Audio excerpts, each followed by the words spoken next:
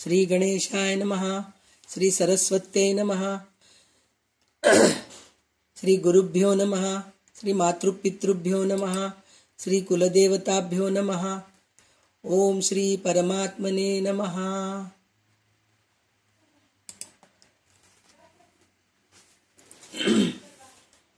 आपण दासबोधाचा अभ्यास सुरू केलो आणि 10 दशक संपत आले. अजून 2 समास झाले म्हणजे 10वा दशक पण संपतो. तर आपण आतापर्यंत निर्गुण परब्रह्म इथपर्यंत येऊन थांबलो आपण. म्हणजे परब्रह्म निर्गुण आहे हे आपल्याला रामदास स्वामींनी अनुभव घ्यायला सांगितलंय. त्यांनी सांगितलंय सगळं. निर्गुण कसे असतं म्हणजे काय असतं, निर्गुणाचा अनुभव कसा घ्यायचा, हे सगळं सांगितलेलं आहे आपल्याला. तर फक्त आपल्याला त्याचा अनुभव घ्यायचा. अभ्यास करत करतच अनुभव घेता येतो. पण त्याच्यासाठी आपल्याला काय काय करावं लागतं हे आपल्याला बऱ्याच दशकामध्ये बऱ्याच समासामध्ये आपल्याला समजून सांगितलेलं आहे. तर आता उरलेले 2 दशक सुद्धा हेच आहे. म्हणजे निर्गुण परब्रह्म काय आहे हेच आपल्याला समजून सांगतायत. आपल्याला सारखं वाटत असेल की सारखं तेच काय सांगतायत, पण इतकंदा सांगूनही आपल्या डोक्यात शिरत नाही. कारण आपली बुद्धी बद्ध आहे. अजून आपण मुमुक्षुलाच आहोत. साधक सुद्धा म्हणता येत नाही आपल्याला. कारण साधक म्हणून म्हणलं तर कसं असतं, उपासना साधना हे जे आहे की नाही निष्ठेने करतात. म्हणजे निष्काम वृत्तीने, फळाशा नाही ते सगळं साधना करतात. पण आपण साधना करतो पण निष्ठेने करत नाही. निष्ठेने करत नाही म्हणजे काय, नाम जप करतो, माळ हालत राहते हातातून, नाम जपही होत राहतो तोंडाने, पण लक्ष दुसरीकडे असतं. आपण स्तोत्र म्हणतो तेव्हा सुद्धा तसंच असतं. आपण दासबोधाचा अभ्यासही करत असतो, दासबोध ग्रंथाचं पठणही होत असतं, पण मुखाने पठण होत असतं, पण बुद्धी दुसरीकडे असते. म्हणून आपण साधक वृत्तीचे पण नाहीत. म्हणून आपल्याला रामदास स्वामी सारखं साधक बनायला शिकवतायत.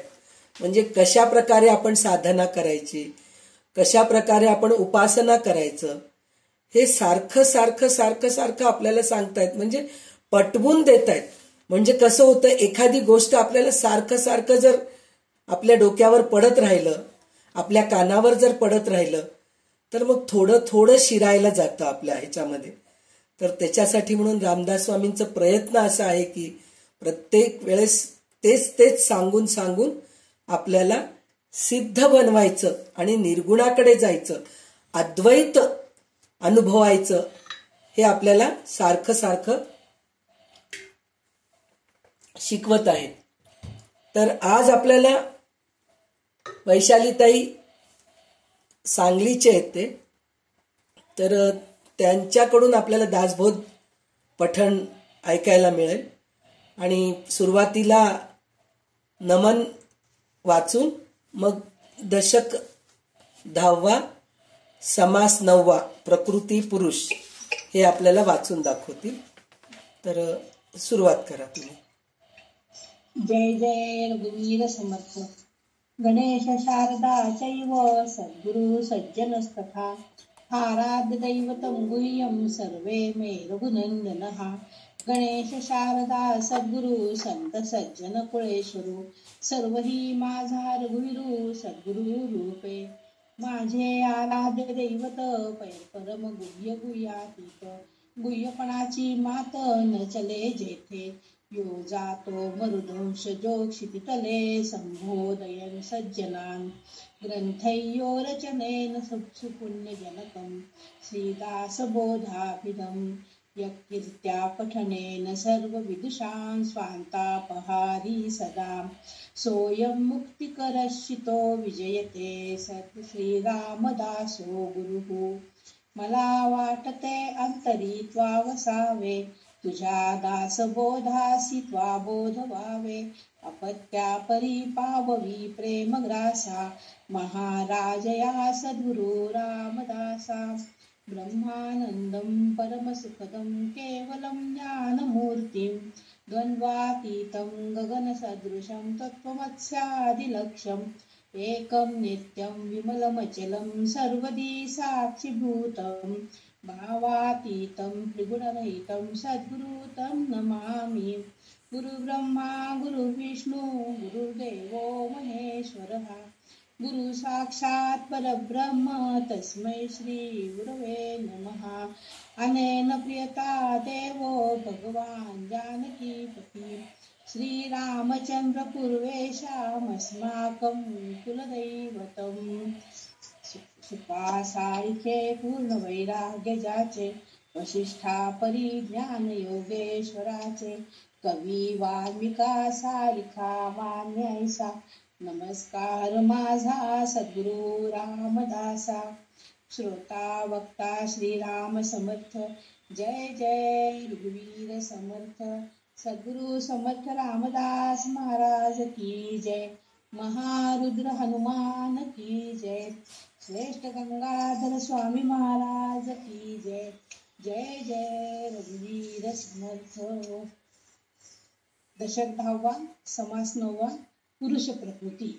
श्रीराम आकाशी वायो झाला निर्माण तैसे ब्रह्मी मूळ माया जाण त्या वायूमध्ये त्रिगुण आणि पंचभूते श्रीराम वटबीजी असे वाड फोडून पाहता न दिसे झाड नाना वृक्षांचे झुंबाड बीजापासून होती श्रीराम तैसी बीज रूपे मूळ माया विस्तार झाला तेथोनिया तिचे स्वरूप शोधोनिया बरे पहावे श्रीराम तेथे दोन्ही भेद दिसती विवेक पहावी प्रचिती निश्चयी चंचल स्थिती तोची वायो श्रीराम प्रयामध्ये जाणीव कळा जगत ज्योतीचा जिव्हाळा वायो जाणीव मिळून मेळा मूळ माया बोलिये श्रीराम सरिता म्हणता बायको भासे तेथे पाहता पाणीच असे विवेकी हो समजा जैस तैसे मूळ मायेसी श्रीराम वायो जाणीव जगत ज्योती तयास मूळ माया म्हणती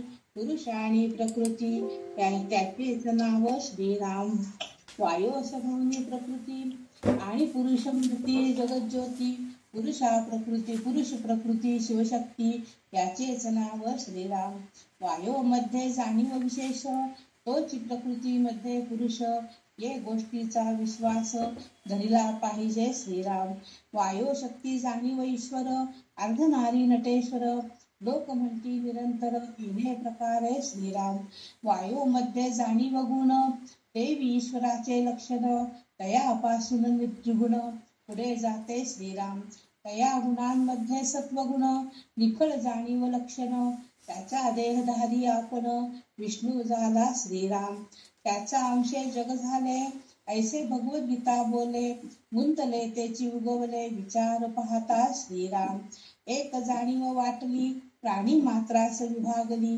जाण जाणो वाचविली सर्वत्र काया श्रीराम तयेचे नाव जगत ज्योती प्राणी मात्र तिचेच जिती याची रोकडी प्रचिती प्रत्यक्ष पहावी श्रीराम पक्षी श्वापद किडा मुंगी कोणी एक प्राणी जगी जाणीव खेळे त्याच्या अंगी निरंतर श्रीराम जाणोनी काय पळविती तेने गुणे वाचती दडती आणि लपती जाण जाणो श्रीराम अवघ्या जगास वाचविती म्हणून नामे जगत ज्योती ते गेलिया प्राणी मस्ती मरती जेथील तेथे श्रीराम मुळीचे जाणीवेचा विकार पुढे झाला विस्तार जैसे उदकाचे तुषार अनंत रेणू श्रीराम तैसे देव देवता भूते मिथ्या म्हणू नये त्याते आपापल्या सामर्थ्य ते सृष्टीमध्ये फिरती श्रीराम सदा विचरती वायो स्वरूपे स्वइच्छा पालटती रूपे अज्ञान प्राणी भ्रमे संकल्पे त्यास बाधिती श्रीराम ज्ञातास संकल्पची असे नाम म्हणून त्याचेच वाढवेना या कारणे आत्मज्ञाना अभ्यासावे श्रीराम अभ्यासिलिया आत्मज्ञान सर्व कर्मास होय खंडन हे रोकडी प्रचित प्रमाण संदेह नाही श्रीराम ज्ञाने विन कर्म विघडे हे तो कदापि न घडे सद्गुरु विन ज्ञान जोडे हेही अघटित श्रीराम म्हणून सद्गुरु करावा सत्संग शोधून धरावा तत्व विचार विवरावा अंतर्यामी श्रीराम. तत्वे तत्व निरसोन जाता आपला आपणची तत्वता. अनन्य भावे सार्थकता सहजी झाली श्रीराम. विचार न करिता जे जे केले ते ते वावगे व्यर्थ गेले. म्हणून विचारी प्रवर्तले पाहिजे आधी श्रीराम. विचार पाहेल तो पुरुषू विचार न पाहे तो पशु. ऐसी वचने सर्वेषु काही काही बोलिला श्रीराम. सिद्धांत साधाया कारणे पूर्व पक्ष लागे उडवणे. परंतु साधका निरूपणे साक्षात्कार श्रीराम. श्रवण मनन निजध्यास प्रचितीने बाणता विश्वास. रोकडा साक्षात्कार सायास करणेची न लगे श्रीराम. इति श्री दासबोधे गुरु शिष्य संवादे प्रकृती पुरुष प्रकृती नाम समासनवा श्रीराम. तर पुन्हा इथं आपल्याला तेच सांगितलेलं आहे की प्रकृती आणि पुरुष म्हणजे काय, हे मायाच आहे. मेन शक्ती काय आहे, त्या शक्तीपासूनच हे प्रकृती आणि पुरुष निर्माण झालेले आहेत. तर आता ह्याच्यामध्ये त्यांनी काय सांगितलेलं आहे, एक उदाहरण असं सांगितलेलं आहे की वडाचे बी केवढे लहान असते पण त्या बीजामध्ये दिसतं का वडाचं झाड पूर्ण, हे वडाचा अनुभव आहे. पण कुठल्याही याच्यात आपण आंब्याची बी बघा, चिंचेची बी बघा, कोणतंही बी बघा, त्या बी बघितलं आपण फोडून बघितलं तर वृक्ष निघेल का, त्याच्यातून नाही निघत. पण जमिनीमध्ये बी पेरल्यानंतर ते सुपीक जमीन राहायला पाहिजे, त्याला पाणी व्यवस्थित मिळायला पाहिजे, तेव्हा कुठं ते झाड व्यवस्थित वाढतं. तर ते बी जे आहे ना ती शक्ती आहे. मग त्याला पाणी वगैरे सगळं जे घालतो ना त्याच्यानंतर ते झाड उगवतं. ते प्रकृती पुरुष म्हणल्यासारखं. म्हणजे त्या बी पासूनच, त्या शक्तीपासूनच हे आपल्याला मूळ माया निर्माण झालेली आहे. आणि आकाशात जसा वायू उत्पन्न होतो ना तसंच परब्रह्मामध्ये मूळ माया निर्माण झालेली आहे. आणि त्या वायूमध्येच पंचमहाभूते आणि 3 गुण असतात. हे आपण ह्याच्या अगोदर बरेचदा ऐकलेलं आहे. ह्याच्यात पुन्हा नवीन काही नाहीये. पण आपल्याला प्रत्येक वेळेस तेच सांगायचं कारण काय, कारण आपण अजून साधक बनलेले नाहीयेत. तर साधक बनण्यासाठी म्हणून आपल्याला सतत हेच गोष्ट सांगतात. मूळ मायाचे शोध घेत असताना तेथे 2 तत्वे आढळतात. एक सूक्ष्म विचाराने त्याचा अनुभव प्रत्यक्ष घ्यावा. म्हणजे कसं, आपल्याला ते दिसत नाही तर ते आपल्याला अनुभवच घ्यावं लागतं. कसं म्हणजे वायू हे आपल्याला दिसत नाही पण त्याचे अनुभवच घेतो आपण. थंड गरम पान हलताना दिसतं, शरीराला जाणवतं, ते एक प्रकार आहे. आणि ती जाणीव म्हणजे जगज्योतीची मूळ झरा होय म्हणून सांगितलेलं आहे. आणि वायू आणि त्यामधील शुद्ध जाणीव दोन्ही मिळून मूळ माया बनते म्हणून सांगता येते. म्हणजे वायूमुळेच सगळ्या गोष्टी निर्माण होतात. याच्या अगोदर आपण म्हणलो होतं ना, वायू म्हणजे शक्ती आहे.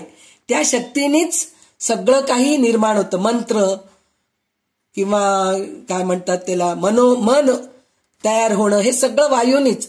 आपण जे बोलतो ते सुद्धा वायूनीच निर्माण होते. तर हे अशा प्रकारे मूळ माया निर्माण होते म्हणून सांगितलेलं आहे. आणि सरिता म्हणून म्हणलं की आपल्याला डोळ्यासमोर एक स्त्रीच नजरेत येते, आपल्या डोळ्यासमोर येते स्त्री म्हणून. पण ते सरिता म्हणजे खरं पाहिलं तर नदी आहे, पाणी आहे.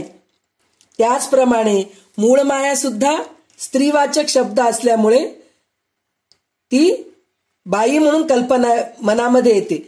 पण ते मूळ माया म्हणजे काय, बाई नाही का पुरुष नाही, ती एक शक्तीच आहे. त्या शक्तीने सगळं काही निर्माण झालेलं आहे असं म्हणून सांगतायत. तर वायूमध्ये जाणीवेचा जो गुण आहे ते ईश्वराचे लक्षण समजावे. म्हणजे वायूमध्ये जे जाणीवपणाचा गुण आहे म्हणून म्हटलं तर वायू जे शक्ती आहे त्या शक्तीपासून जे जे निर्माण झालेले आहेत, पंचमहाभूते, सत्वरजतम गुण, हे सगळं त्याच्यापासूनच निर्माण झालेलं आहे. म्हणजे वायू किती शक्तिशाली आहे हे आपल्याला कळून चुकतंय. वायू म्हणजेच एक शक्ती आहे, त्या शक्तीपासूनच आपल्याला ह्या सगळ्या गोष्टी निर्माण झालेल्या आहेत. म्हणजे दृश्य सृष्टी हे सगळं ह्या वायूपासूनच निर्माण झालेले. त्यापैकी सत्वगुण शुद्ध जाणीवमय आहे. त्या गुणाचा देह धारण केला तर तो विष्णू आहे आणि त्याच्याच अंशाने जग चालते. हे भगवद्गीतेमध्ये 10व्या अध्यायामध्ये सांगितलेलं आहे.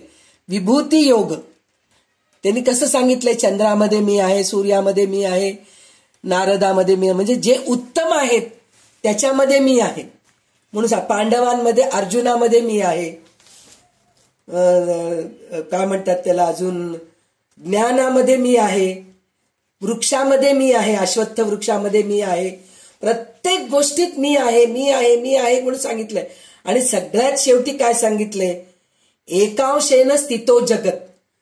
म्हणजे तुम्ही हे सगळं ह्याच्यात आहे त्याच्यात आहे म्हणून म्हणल्यापेक्षा कुठं पहा तिथं मीच आहे, हे भगवान विष्णू सांगितलेत. म्हणजे हे वायुरूप जे आहे, वायुरूपाचं जाणीव जे आहे ते विष्णू आहे. म्हणजे ह्याचा अर्थ असा आहे, आपण जे आहे ना, 2 प्रकारे आपण ह्याचा अनुभव घ्यायचं. एक तर प्रत्येकामध्ये देव आहे हे समजून आपण प्रत्येकाशी तसं व्यवहार करायला पाहिजे. आपण तू वेगळं मी वेगळं म्हणून बघतो की नाही, प्रत्येकामध्ये भगवंत आहेत हे विचार करूनच आपण त्याचा अनुभव घ्यायला पाहिजे. हे एक प्रकार झालं. आणि दुसरं, आपल्या हिंदूमध्ये सगळ्या गोष्टीची पूजा करतात. आयुध पूजा करतात, वाहन पूजा करतात, जमिनीची पूजा करतात, अग्नीची पूजा करतात, पाण्याची पूजा करतात, वायूची पूजा करतात, आकाशाची पूजा करतात, चंद्राची पूजा करतात, सूर्य. प्रत्येक दिवस तसं बघितलं तर आपल्याकडे काहीतरी विशिष्टच आहे. आपण प्रत्येक एकादशी म्हणतो, पुत्रदा एकादशी म्हणतो, असे कितीतरी आहे, भीष्म एकादशी म्हणतो, असे कितीतरी आहेत. म्हणजे प्रत्येक ह्याला आपण महत्व देतो. ह्याचं कारण काय, जनावरांना, पक्ष्यांना, सगळ्याला आपण महत्व देतो. त्याचं कारण काय, सगळ्यामध्ये भगवंत आहे. दगडाच्या मूर्तीला आपण पूजा करतो, झाडांना पूजा करतो, आपल्याला तुळशीचे झाड पूजा करतो, वडाची पूजा करतो आपण.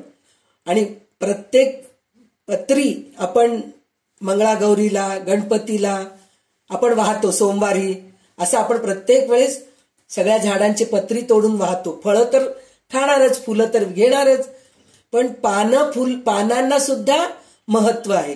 आणि त्याच्यापेक्षा महत्व झाडांचे जे फांद्या राहतात त्याचे काड्या वाळवून आपण त्याचा उपयोग करतो. म्हणजे प्रत्येक गोष्टीचा उपयोगही होतो आणि त्याच्या प्रत्येक गोष्टीला आपण महत्वही देतो.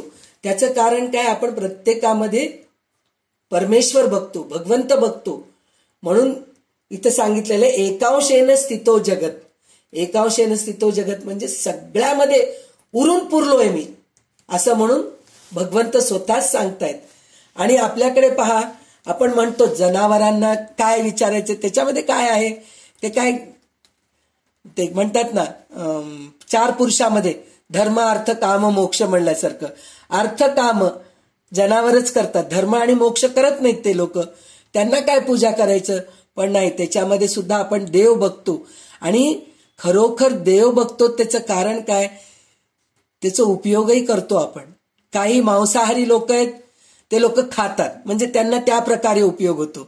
आपल्याला गायीकडून दूध मिळतं, गाढवावर वजन टाकून घेऊन जातो, घोड्यावर ते आपण सवार करतो, सगळ्या गोष्टीचं. आणि शेवटी वराह रूप जे आहे ते विष्णूचा अवतारच आहे. म्हणजे आपण डुक्कर आहे त्याच्याकडे लक्ष द्यायचं नाही, ते खालच्या ह्याचं योनीचं आहे, तिथं आपल्याला जायचं नाही. पण ते वराह रूप आहे, म्हणजे त्या भगवंताला सुद्धा आपण नुसतं वराह रूपच नाही, आपण वाराही म्हणून देवीची पूजा पण करतो. ललिता सहस्रनाम मध्ये आहे ना वाराही म्हणून. तर असं आपण कुठल्याही प्राणीला कमी लेखत नाही. साप आहे, साप आपल्याला दंश करतो म्हणून सोडून देतो का, नाही. आपण सापाची पण पूजा करतो. कशाला करतो, नागपंचमीच्या दिवशी करतो. त्याचं कारण काय, शेतामध्ये उंदरं खूप झालेत, तर सापच खाऊन ते उंदरांना हे करतात ना, नाहीतर उंदर धान्य नासाडी करतं, म्हणून आपण सापाची पण पूजा करतो. पुन्हा कावळा हे खालच्या ह्याचं आहे, योनीचं आहे. पण कावळ्याला आपण का मानतो, कारण कावळ्याच्या मार्गाने आपल्याला मुक्ती मिळते. म्हणजे जेव्हा 10वा दिवस असतो त्यावेळेस पिंडाला जर कावळा येऊन नाही शिवला तर ह्याला मुक्ती मिळाली नाही असं म्हणतात. म्हणजे कावळा सुद्धा आपल्याला श्रेष्ठ आहे. असं आपण कुठलंही प्राणीला श्रेष्ठ नाही असं आपण म्हणू शकत नाही आणि आपण म्हणतच नाही. कारण प्रत्येक प्राण्यांकडून आपल्याला उपयोग होतोय आणि दुसरं प्रत्येक प्राण्यांमध्ये आपण परमेश्वर बघतोय म्हणून आपण प्रत्येकाची पूजा करतो. आणि भगवंत स्वतः म्हणलेले आहेत की एकांशेन स्थितो जगत म्हणून सांगितलेलं आहे. पण हे सगळं गोष्टी हे आपण अनुभवायलाच पाहिजे. किती मी जरी सांगितले, किती मोठे मोठे प्रवचनकार सांगितले तरी सुद्धा ज्याचे अनुभव त्यालाच कामाला येतात असं म्हणून म्हणतात. तर एखादा कठीण प्रसंग आला तर प्राणी राहू दे, माणूस राहू दे, पक्षी राहू दे, कोणी राहू दे, ते जीव वाचवण्यासाठी पळून जातात, घाबरून पळून जातात. तर आणि कुठेतरी लपून बसतात. म्हणजे अशा रीतीने ती जाणीव सगळ्या जगाला सांभाळते म्हणून तिला जगज्योती म्हणतात. म्हणजे ह्या दशकाचं नाव जगज्योती आहे ना. तर जगज्योती कशाला, म्हणजे हे सगळ्याला सांभाळती ती जगज्योती. आता इथं स्त्रीवाचक शब्द आपण बोलतोय, नाव उच्चारतोय, पण इथं स्त्रीवाचक नाहीये. आता ईश्वर म्हणलं तर पुरुषवाचक होऊन जातं. म्हणजे इथं स्त्री नाही, पुरुष नाही, ती एक शक्ती आहे. पण ह्या दशकाचं नाव जगज्योती आहे म्हणून तिला जगज्योती म्हणतात. तर ती जगज्योती जर शरीरातून निघून गेली तर मृत्यू येतं आणि ह्या विश्वातूनच निघून गेली तर प्रळय होतं. म्हणजे ह्या जगज्योतीला इतकं मोठं हे आहे, म्हणजे महत्व आहे.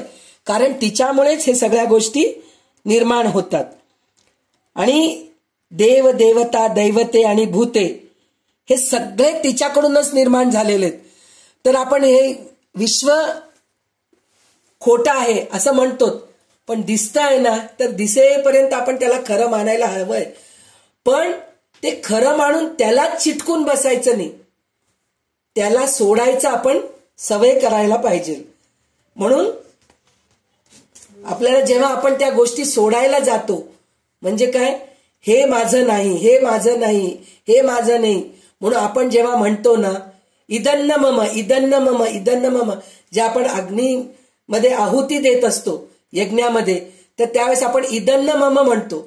म्हणजे हे माझं नाही, तुझंच आहे, तेरा तुझको अर्पण म्हणल्याप्रमाणे. म्हणजे हे सगळं भगवंताचं आहे. हे असं करून जर आपण राहिलो तर आपल्याला काय अनुभव येतं, अद्वैताचं, निर्गुणाचं आपल्याला अनुभव येत राहतं. पण ह्या गोष्टी सतत आपल्याला प्रॅक्टिस करावं लागतं. म्हणजे अभ्यास आहे वैराग्येनं, म्हणजे वैराग्य आणि अभ्यास हे दोन्ही गोष्टी जर असेल तरच आपल्याला ह्या सगळ्या गोष्टी अनुभवायला येतात. म्हणजे अभ्यास करायला पाहिजे आणि वैराग्य पण यायला पाहिजे. आणि वैराग्य पण कशाचं हे विवेकाने आपण समजून घ्यायला पाहिजे, तेव्हा कुठं आपल्याला अद्वैताचे अनुभव येतात.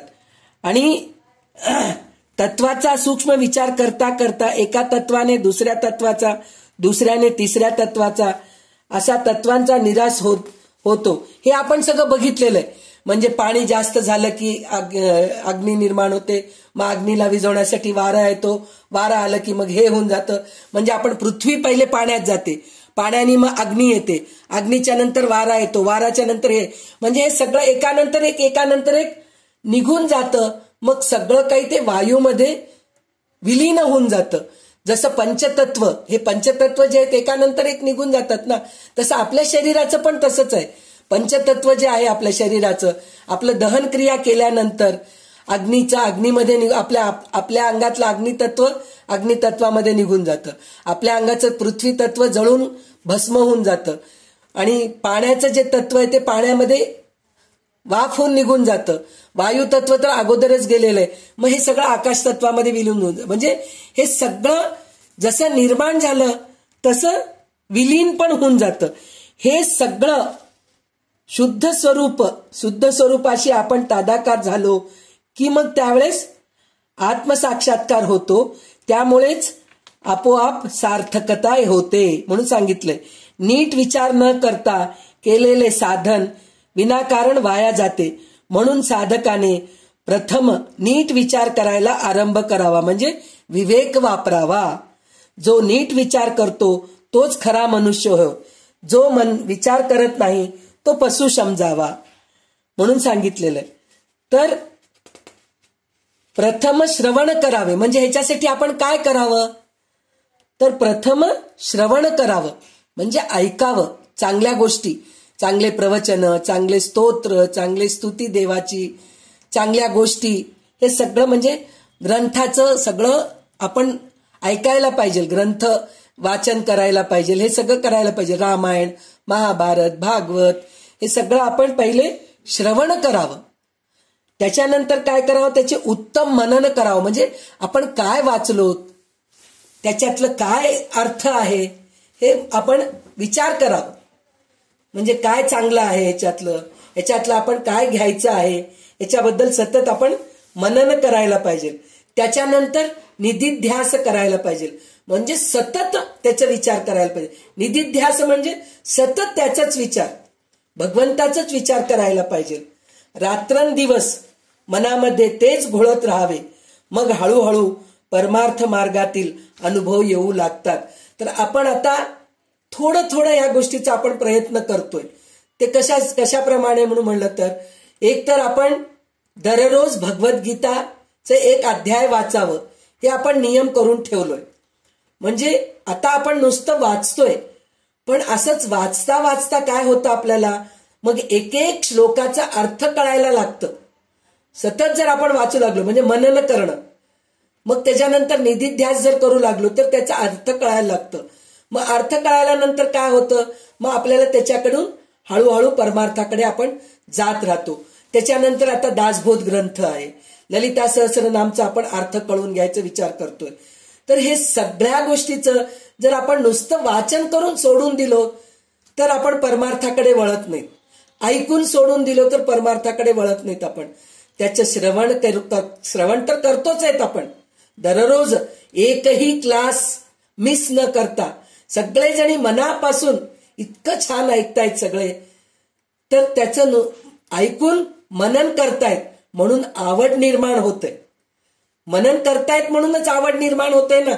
म्हणजे कळालंय ह्या ग्रंथामध्ये काय आहे, हा ग्रंथ वाचल्याने आपल्याला काय फायदा होतो, आणि रामदास स्वामींनी आपल्याला कसं साधना करायचंय, कसं उपासना करायचंय, कसं वागायला पाहिजे, हे सगळं आपल्याला शिकवत इथपर्यंत आणून दिलेत.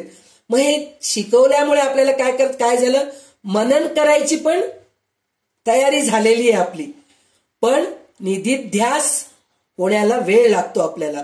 जसं मनन होतंय ना तसंच निधिध्यास होईल, आणि निधिध्यास झाल्यानंतर साधकाची श्रद्धा अधिकाधिक दृढ होत जाते. म्हणजे निधिध्यास करू लागलो म्हणजे परमार्थाकडे जायचा आपल्याला दृढ निश्चय होऊन जातो. अखेर त्यास प्रत्यक्ष आत्मसाक्षात्कार म्हणत होतो ना आपण ह्याच्या अगोदर, की ह्या जन्मी काही घडणार नाही हो, पूर्ण संसारातच अडकून आहेत आपण, आपल्याला काय लागणार आहे, आत्मसाक्षात्कार काही होत नाही. पण रामदास स्वामी आपल्याला ठामपणे सांगतायत की ह्या जन्मीच तुम्हाला आत्मसाक्षात्कार होतो. त्यासाठी निराळा प्रयत्न करायची गरज नाहीये. म्हणजे जे ऐकतो तेच मनन करायचं, त्याचाच निधिध्यास करायचं, म्हणजे आपल्याला आत्मसाक्षात्कार होतो. खरा देव काय कुठं कळतं आपल्याला, खरी शक्ती कुठे आपल्याला कळते. मग नंतर आपल्याला ह्या संसारातून सुटका होतो. हे सगळं आपल्याला ह्या अभ्यासामुळे कळत राहतं. तर त्याच्यासाठी म्हणून एक ग्रंथ आपण हातात घेतलो तर ह्या गोष्टी घडू शकतात. पण एक ग्रंथच घेतलो, कळून गेला आपल्याला, दुसरे ग्रंथ घ्यायची गरज नाहीये असं नाही. एक ग्रंथामध्ये जे आपल्याला कळालं तेच दुसऱ्या ग्रंथामध्ये पण जवळजवळ तसंच असतं, पण त्याच्यात पण काहीतरी उदाहरणं निराळे असतात, त्याच्यातले अनुभव वेगळे असतात. आणि जे लिहिणारे असतात, जे ऋषीमुनी लिहिलेले आहेत, व्यासमुनी लिहिलेले आहेत, असे कितीतरी ग्रंथ लिहिलेले आहेत. आता हे ग्रंथ दासबोध जे आहे रामदास स्वामी लिहिलेलं आहे. मुख्य जे वेद शास्त्र जे आहेत ना, रामायण महाभारत, हे सगळे व्यास ऋषींनी लिहिलेले आहेत. पण नंतरचे जे ग्रंथ निर्माण झालेले आहेत ते सगळं ह्या ऋषीमुनींनी लिहिलेले आहेत. रामदास स्वामी, तुकोबा महाराज, ज्ञानेश्वर महाराज यांनी लिहिलेले बरेच ग्रंथ आहेत आपल्याला अभ्यास करायला. पण प्रत्येक ऋषीमुनींचे वेगवेगळे अनुभव आहेत. त्यांच्या अनुभवाप्रमाणे ते त्या ग्रंथामध्ये त्या अनुभव लिहिलेले आहेत. म्हणजे प्रत्येकाला एकच ऋषी कामाला येतो असं नाहीये. प्रत्येकाला महाभारतच ऐकून आत्मज्ञान होईल असं नाही होत. रामायण ऐकून आत्मज्ञान होईल असं होत नाही, किंवा भागवत ऐकून आत्मज्ञान होईल असं होत नाही. जसं आपल्या शरीरामध्ये कितीतरी इंद्रिय आहेत, तर त्या इंद्रियांना काहीतरी दुखापत झाले तर आपण डॉक्टरकडे जातो. तर सर्वसाधारण एक औषध देतात डॉक्टर, पण त्याच्याने कमी नाही झालं तर ते म्हणतात ना, त्या स्पेशालिस्टकडे जा तुम्ही. तसं आपल्यामध्ये सुद्धा प्रत्येक माणसाची वृत्ती वेगवेगळी आहे, प्रत्येक माणसाची प्रवृत्ती वेगवेगळी आहे. एका माणसाला एक आवडतं, एका माणसाला एक आवडतं, एका माणसाला एक आवडतं. त्याचप्रमाणे ग्रंथ सुद्धा प्रत्येकाला वेगवेगळे आवडतात. तर एक ग्रंथ वाचल्यानंतर, आता एक उदाहरणच मी म्हणून सांगते. आपल्याला पहिले सुरुवातीला आपण भगवद्गीता अभ्यास करायला घेतलो. भगवद्गीता अभ्यास करायला घेतल्यानंतर त्याच्यात गोडी निर्माण झाली. गोडी निर्माण झाल्यानंतर आपण काय विचार केलो, अरे आपण भगवद्गीता तर वाचलोय, ज्ञानेश्वरी सुद्धा भगवद्गीतेच हे आहे ना, सार आहे ना. ज्ञानेश्वर महाराजांनी विस्तारपूर्वक त्याच्यात वर्णन केले, ते पण वाचून बघूया आपण. म्हणून आपण ते सुद्धा वाचून बघतोय. मग त्याच्यानंतर दासबोध काय ग्रंथ आहे बाबा, ह्याच्यात काय आपण बघूया, म्हणून हे ग्रंथ घेऊन बघतोय. मग ललिता सहस्रनाम काय आहे, सौंदर्य लहरीमध्ये काय आहे, असं आपण प्रत्येक ह्याच्यात जर बघत गेलो, मग त्याच्यामध्ये हे सगळं जेव्हा आपण वाचत जातो, ऐकत जातो, मग कुठल्या तरी एका ग्रंथामध्ये आपलं मन अडकून जातं. अडकून जाऊन मग त्याचाच अभ्यास आपल्याला करावं वाटतं आणि त्याचा अभ्यास करत करत आपण पुढे जातो. तर त्याच्यासाठी म्हणून एकच ग्रंथ धरलं तरी चुकीचं नाहीये, अनेक ग्रंथ धरलं तरी चुकीचं नाहीये. पण अनेक ग्रंथ धरून त्याच्यामध्ये कन्फ्यूज होऊ नये, अरे ह्याच्यात एक सांगते, त्याच्यात एक सांगते, त्याच्यात एक सांगते. तर तसं नसतं. प्रत्येकाचे अनुभव वेगवेगळे असतात. त्याप्रमाणे ते जे लिहिलेले असतात, साहित्यकार, रचना जे लिहिलेले जे असतात त्यांचे अनुभवाप्रमाणे ते सगळं लिहिलेले असतात. तर इथं आपल्याला हे सगळं बोलायचं कारण काय म्हणून म्हणलं तर, की आपल्याला पहिले श्रवण करायचे, मग मनन करायचे, मग निधिध्यास करायचे. म्हणजे सतत त्याच गोष्टीचा विचार करायचे. तर आपण ग्रंथ म्हणतोय, ग्रंथाची पण गरज नाहीये. दररोज एक भगवद्गीतेतील श्लोक घ्यायचं आणि त्याचं श्रवण करायचं, मग त्याच्याबद्दल मनन करायचं आणि दिवसभर त्या श्लोकाचं जर आपण निधिध्यास केलो तर एक दिवसामध्ये आपल्याला एक भगवद्गीतेच्या श्लोकाचा अर्थ कळतं. असं जर आपण 700 दिवस करत गेलो तर काय हो, 2 वर्षामध्ये आपल्याला सगळं काही कळून जातं.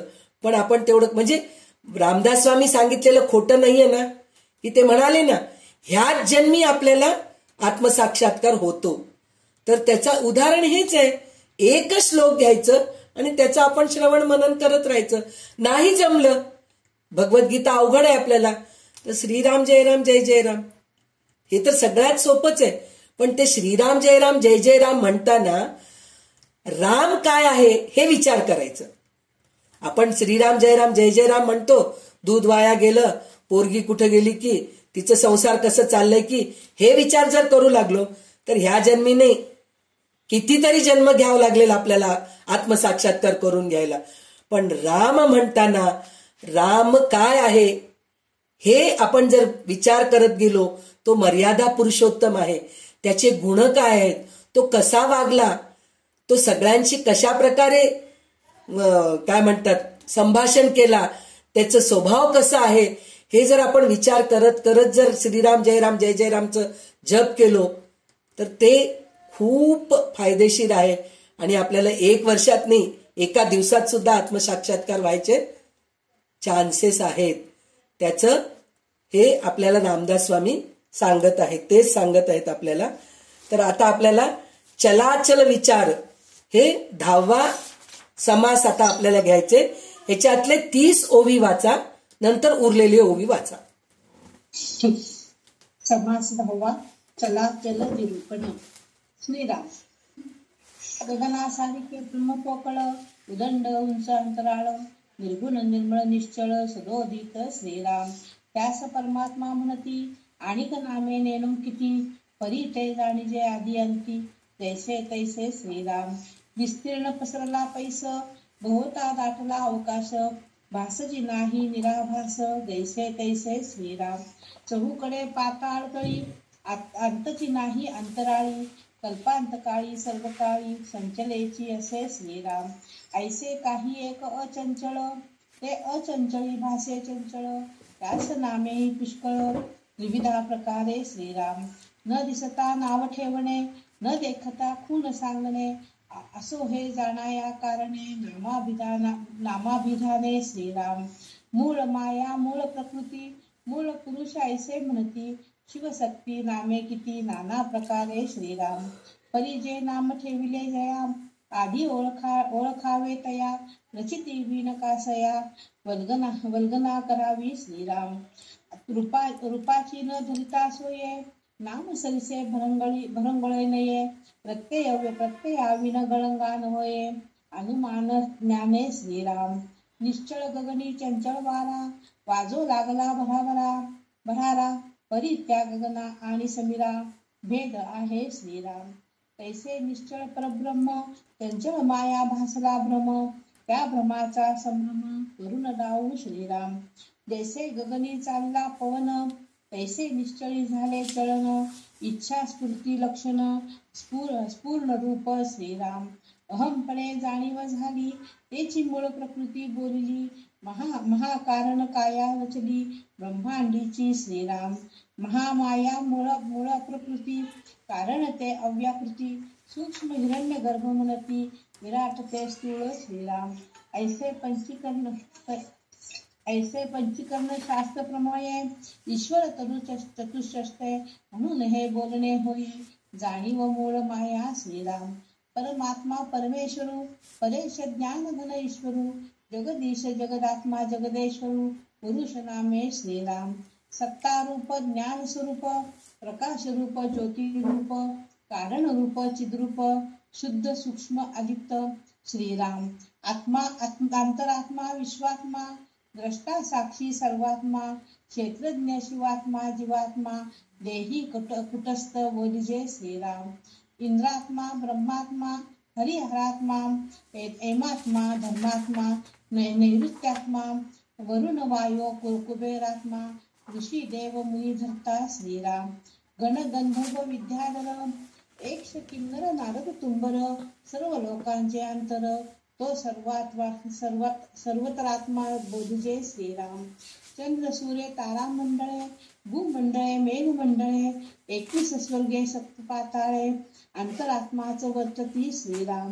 गुप्तवल्ली पांढाळली, तिची पुरुष नामे घेतली, आता श्रीरामे ऐकली, पाहिजे श्रोती श्रीराम. मूळ माया जगदेश्वरी, परमविद्या परमेश्वरी, विश्ववंद्या विश्वेश्वरी, त्रैलोक्य जननी श्रीराम. अंतरहेतू अंतरकळा, मौन्य गर्भ जाणीव कळा, चपळ जगत ज्योती जीवन कळा, परा पश्यंती मध्यमा श्रीराम. युक्ती बुद्धी मती धारणा, सावधानता नाना चालना, भूत भविष्य वर्तमाना, उकलून द्यावी श्रीराम. जागृती स्वप्न सुष्कृती जाणे, तुर्या ताटस्था अवस्था जाणे, सुख दुःख सकळ जाणे, मानापमान श्रीराम. ते परम कठीण कृपाळू, ते परम कोमळ स्नेहाळू, ते परम क्रोधी लोभाळू, मर्यादा वेगळी श्रीराम. शांती क्षमा विरक्ती भक्ती, अध्यात्म विद्या सायुज्य मुक्ती, विचारणा सहज स्थिती, जयचेनी श्रीराम. पूर्वी पुरुष नामे बोलली, उपरी स्त्री नामे निरोपली, आता नपुसकमा नामे ऐकली, पाहिजे चंचलाची श्रीराम. जाणणे अंतःकरण चित्त, श्रवण मनन चैतन्य जीवित, याते जाते सुचित, होऊन पहा श्रीराम. हा, तर आता इथं आपल्याला चलाचल म्हणून सांगितलेलं आहे. चल आणि अचल. चल आणि अचल म्हणजे जे स्थिर आणि अस्थिर, जे चालणारं आणि जे चालत नाही, असं आपल्याला दोन प्रकारचे भेद आपल्याला इथं दाखवलेले आहेत. दोन प्रकारचे भेद म्हणजे काय आहे? जे आपल्या नजरेला दिसतं ते चंचल आहे, चल आहे, आणि जे आपल्याला नजरेला दिसत नाही, निर्गुण परब्रह्म जे आहे ते अचल आहे. ह्याच्यामध्ये क्षर अक्षर पण म्हणतात. म्हणजे क्षर म्हणजे त्याचं हे होणं, काय म्हणतात, नाश होणं. अक्षर म्हणजे नाश होत नाही. हेच या दोन्हीचा अर्थ आहे. चळाचळ निरूपण म्हणून सांगितलेलं आहे. चळाचळ निरूपण म्हणजे दोन गोष्टी, एक चालतं एक चालत नाही. जे चालत नाही, जे स्थिर आहे, तेच परब्रह्म परमात्मा आहे म्हणून सांगितलेले. तर ह्याचं उदाहरण त्यांनी कसं दिलेलं आहे? पहिल्याच ओवीमध्ये, आकाश जसे पोकळ आहे आणि कल्पातीत उंच आकाश आहे, कल्पनातीत उंच अवकाश आहे, तसेच ब्रह्म पण आहे. म्हणजे आकाश जसं निश्चळ आहे तसं परब्रह्म आहे, ब्रह्म आहे. आणि त्याच्यात जे वायू पळत चालत राहतं ना, ते मूळ माया आहे म्हणून सांगितलेलं आहे. तर आता ह्याच्यामध्ये पुन्हा तेच सांगितलेलं आहे की त्यांचे नावं सांगितलेले आहेत. म्हणजे परब्रह्माची जे नावं आहेत तर ते नाव सांगितलेले आहेत सगळं. आणि त्याच्यामध्ये अजून एक काय म्हणलेले आहेत की त्यास परमात्मा म्हणतात. त्याला आणखी किती नावे आहेत कोण जाणे. नावे कितीतरी असली तरी ते मात्र आदी आणि अंती अगदी जसेच्या तसेच असते. म्हणजे सुरुवातीलाही तसेच असते, शेवटी पण तसेच असते म्हणून सांगितलेलं आहे. अशी कल्पना करावी की अतिशय मोठी जागा पसरली आहे, त्या जागेच्या भोवती आणखी खूप पोकळी पसरली आहे.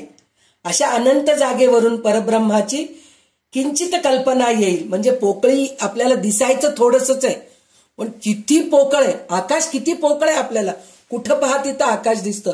म्हणजे विचार करा परब्रह्म केवढा मोठा आहे हे आपल्याला. म्हणजे ते इंद्रिय गोचर, म्हणजे इंद्रियांना न कळा इतकं मोठा आहे तो, असं म्हणून सांगितलेलं आहे. चारी दिशांना, पाताळाच्या खाली आणि वर अंतराळाच्या पलीकडेही पसरलेल्या परब्रह्माला कसलाही विकार नाही. सर्व काळीच नव्हे तर कल्पांच्या वेळी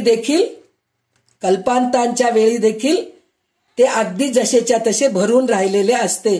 म्हणजे सगळं काही विरून गेलं तरी आकाश जसेच्या तसेच राहते, तसंच परब्रह्म जसेच्या तसाच राहतो.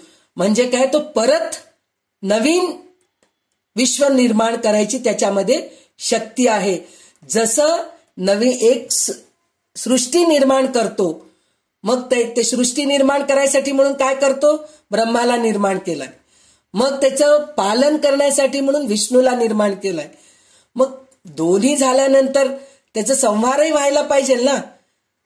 आता आपण एक गोष्ट आपल्या हातामध्ये, मुठीमध्ये जर दोन्ही मुठी भरलेले आहेत, नवीन जर काहीतरी वस्तू आपल्या हातामध्ये घ्यायचंय तर आता हसलेल्या मुठीमधलं बाजूला ठेवून मग नवीन घ्यावं लागतं ना. जर मी माझ्या मुठीमध्ये आहे जसेच्या तसेच ठेवून घेतलो आणि नवीन वस्तू मी परत हातात घेतो म्हणजे आपल्याला घेता येत नाही. तर पहिले मुठी रिकामी करावी लागते, मग दुसरं आपण काहीतरी घ्यायला येतं. त्याचप्रमाणे सृष्टी झाली, पालन झालं, मग तेच जर भरून राहिलं तर नवीन सृष्टी निर्माण होणार नाही ना. त्याच्यासाठी म्हणून संहार व्हायला पाहिजे, म्हणून शिवाला निर्माण केलंय त्यांनी. तर हे जे तिन्ही झालं, म्हणजे शिवानी जर प्रलय केलं, संहार केलं तर काहीच राहत नाही. तर पुन्हा नवीन सृष्टी निर्माण करायला कोण आहे, ती परब्रह्म आहे, तीच शक्ती आहे, तीच वायू आहे. हे आपल्याला प्रत्येक वेळेस तेच तेच तेच तेच सांगतायत. निश्चल परब्रह्मामध्ये भासणाऱ्या चंचलाला मूळ माया, मूळ प्रकृती, मूळ पुरुष असे म्हणतात. म्हणजे हे चंचलाला, म्हणजे आता ब्रह्म जे आहे चंचल आहेत, म्हणजे त्यांच्या मनानी संकल्प केल्यानेच हे सृष्टी निर्माण झालेली आहे, म्हणून त्याला चंचल म्हणतात. अशी अनेक नावे त्यास आहेत. म्हणून पहिले आपण म्हणतो ना, अगं ती तिकडे राहते बघ, त्या गल्लीत राहते बघ, म्हणे तर आपल्याला कळतं का? नाही, तिचं नाव सांगितल्यानंतर आपल्याला कळतं. अच्छा हो का, त्याच काय, रेखाताई काय, असं आपण जसं म्हणतो की नाही, तसं ह्या प्रकृतीला पण नाव आहे, पण नाव आहे म्हणून त्याचा नाशही होणार आहे. पण त्या नावाला धरूनच आपण पुढे जायचंय आणि पुन्हा त्याच्यातून निघून जायचंय आपल्याला. हे प्रत्येक वेळेस आपल्याला सांगतात. म्हणजे आपण एखाद्या वस्तूला जेव्हा नाव देतो तेव्हा तिला जाणतो. वस्तूचे ज्ञान नसताना उगीच शब्द वापरण्यात काही अर्थ नाही. म्हणजे जर नावच नाही सांगितलं आपण तर आपण ओळखूच शकत नाहीत ना. ती गोरी ती बघ, ते लांब केस असतात बघ, तिचे सडपातळ असती बघ, लांब गंध लावती आणि तिचं बघ काय म्हणतात, हातात भरपूर बांगड्या घालती. इतकं वर्णन केलं तरी सुधा का, संध्या का, विद्या का, असं आपण हे करत राहतो. पण एकदा नाव कळाल्यानंतर मग आपल्याला सगळ्या गोष्टी अच्छा ती, असं आपण म्हणून म्हणतो. तसंच नाव न कळता त्याचं काही उपयोग नाही. म्हणून वस्तूचे स्वरूप न कळता नुसत्या नावावरून उगाचच कल्पना करीत बसू नये.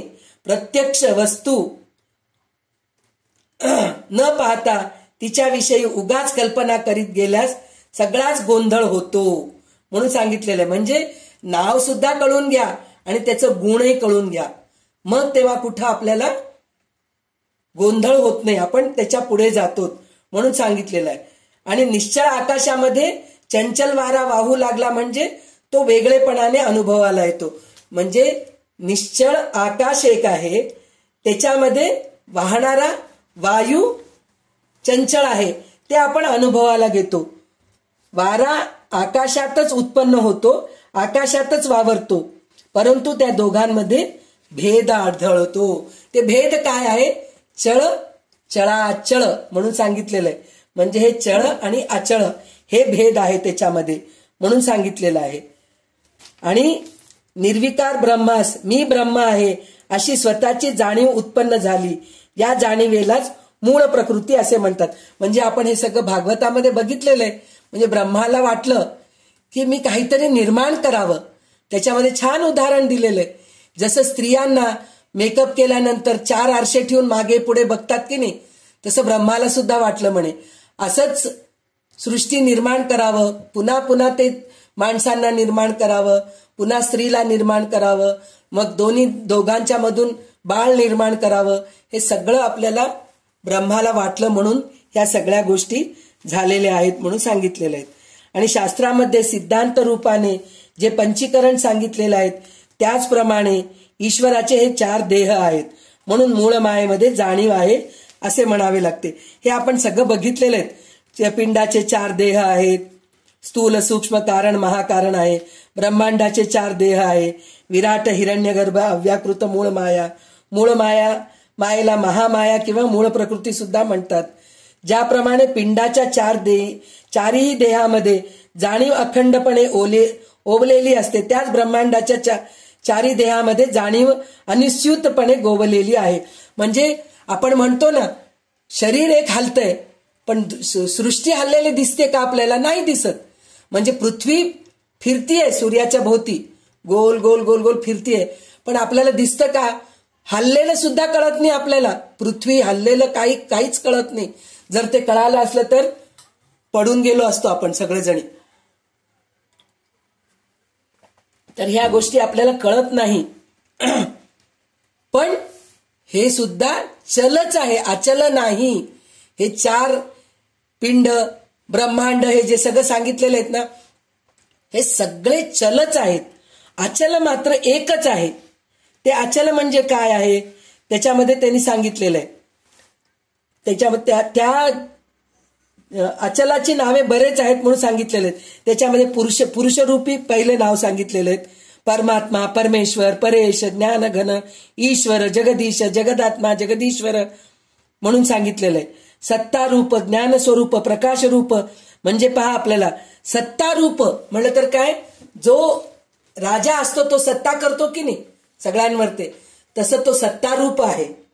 नंतर तो ज्ञान स्वरूप आहे, त्याला ज्ञान पण आहे, प्रकाश स्वरूप आहे, ज्योतिरूप आहे, कारणरूप आहे, चिद्रूप आहे, शुद्ध आहे, सूक्ष्म आहे, अलिप्त आहे, आत्मा, अंतरात्मा, विश्वात्मा, द्रष्टा, साक्षी, म्हणजे सगळ्यांना साक्षी आहे तो, सर्वात्मा आहे, क्षेत्रज्ञ. हे सगळं नाव कशात येतात लक्षात येतंय का तुम्हाला? विष्णू सहस्रनाम मध्ये येतं हे सगळं नाव. आता आपण हे वाचत जातोय, पण हे सगळं आपल्याला विष्णू सहस्रनाम मध्ये हे सगळे नावं येतात. इंद्रात्मा, ब्रह्मात्मा, हरिहरात्मा, यमात्मा, धर्मात्मा, नैऋत्यात्मा, वरुण, वायू, कुबेरात्मा, ऋषिदेव निर्धात, ऋषिदेव मुनी धरता, अशी देखील त्याचे नाव आहेत. गण, गंधर्व, विद्याधर, यक्ष, किन्नर, नारद, तुंबर यांचा आणि सर्व लोकांचा जो अंतर्यामी आहे त्या सर्वांतरात्मा म्हणतात. चंद्र, सूर्य, तारामंडले, भूमंडले, मेघमंडले, 21 सर्ग आणि 7 पाताळे या सगळ्यांना अंतरात्माच चालवतो. म्हणून हे झालं पुरुषाची नावं सांगून झालं.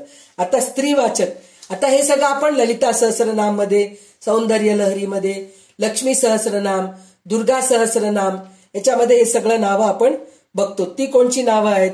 मूळ माया, जगदीश्वरी, परमविद्या, परमेश्वरी, विश्ववंद्या, विश्वेश्वरी, त्रैलोक्य जननी, अंतर्हेतू, अंतरकळा, मौनगर्भा, जाणीव कळा, चपला, जगज्योती, जीवनकळा, परा, पश्यंती, मध्यमा, युक्ती, बुद्धी, मती, धारणा, सावधानता, असं कितीतरी नावं आहेत. जागृती, स्वप्न, सुषुप्ती, हे सगळं ती या अवस्थेला ती जाणते. आणि तुर्या व तटस्थ अवस्था ती जाणते. तुर्या अवस्था म्हणजे काय? तटस्थता. तटस्थता म्हणजे ह्याच्या अगोदर मी तुम्हाला उदाहरण सांगितलेलंच परत सांगतेय. तटस्थता म्हणजे आपण जेव्हा रेल्वे स्टेशनवर बसलेले असतो, आपण 1-1.5 तास अगोदरच जातो की नाही रेल्वे स्टेशनवर, ते आपली गाडी चुकू नये म्हणून. तर 1-1.5 तास आपण रेल्वे स्टेशनवर बसलेले असतो. तर तिथे बऱ्याच दुसऱ्या गावाला जायचे गाडी येत असतात आणि बरेच लोक चढत असतात, उतरत असतात. तेव्हा आपलं काही हालचाल असतं का? काहीच नसतं. मला काही देणं नाही घेणं नाही. लोक त्यांच्या गावाला ते जात आहेत, त्यांना इथं उतरायचे उतरतायत, त्यांचं ते चढतायत, गाडी येतीये जातीये, हे आपण तटस्थतेने बघतो. पण जेव्हा आपल्याला आपली गाडी येते तेव्हा आपण चलबिचल करतो. म्हणजे आपली बॅग उचलतो, आपला डब्बा कोणचा आहे, आपली बोगी कोणची आहे, हे सगळं आपण बघत जातो. तेव्हा आपल्या ह्याच्यामध्ये येतं. पण जे आपण बसून बघतो तटस्थतेने, भगवंत तेच करतायत आपल्याला. वर बसून तटस्थतेने बघतायत.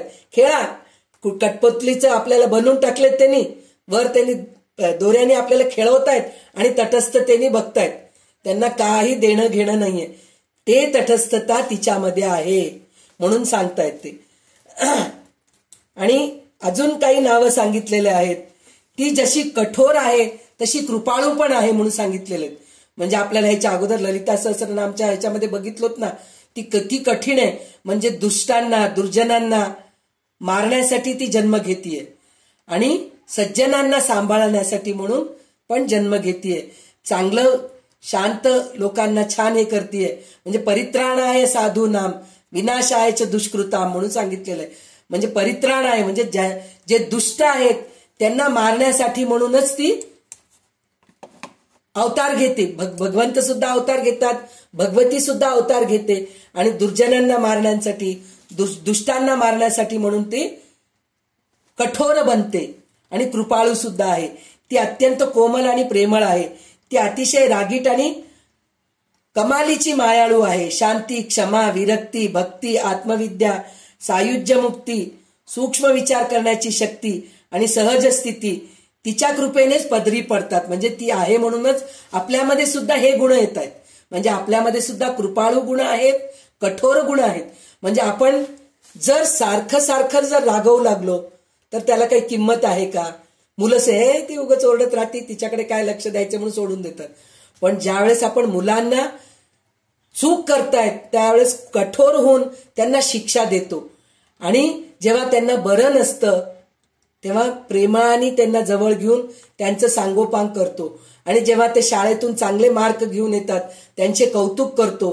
त्यांना भूक लागली की मग व्यवस्थित त्यांना जेवू घालतो, चांगलं स्वयंपाक करून घालतो. म्हणजे आपल्यामध्ये सुद्धा ती वृत्ती आहे. जसं जगज्योतीमध्ये आहे, हे मूळ मायामध्ये जे जे गुण आहेत ते गुण आपल्यामध्ये सुद्धा आहेत. आणि नंतर त्यांनी काय सांगितलेले, थोडे नपुसक नाव पण सांगितलेले. नपुसक नाव म्हणजे नाव नाही आहेत, ते आपल्यामध्ये असलेली जी म्हणजे काय म्हणतात वृत्ती, जाणणे, अंतःकरण, चित्त, श्रवण करणं, मनन करणं, चैतन्य, जीवित, शरीरात येणारे जाणारे सूक्ष्म, हे नीट लक्ष देऊन पहावे. आणि त्याच्यामध्ये मी पण, तू पण, जाणपण, ज्ञातेपण हे विवेक आहे.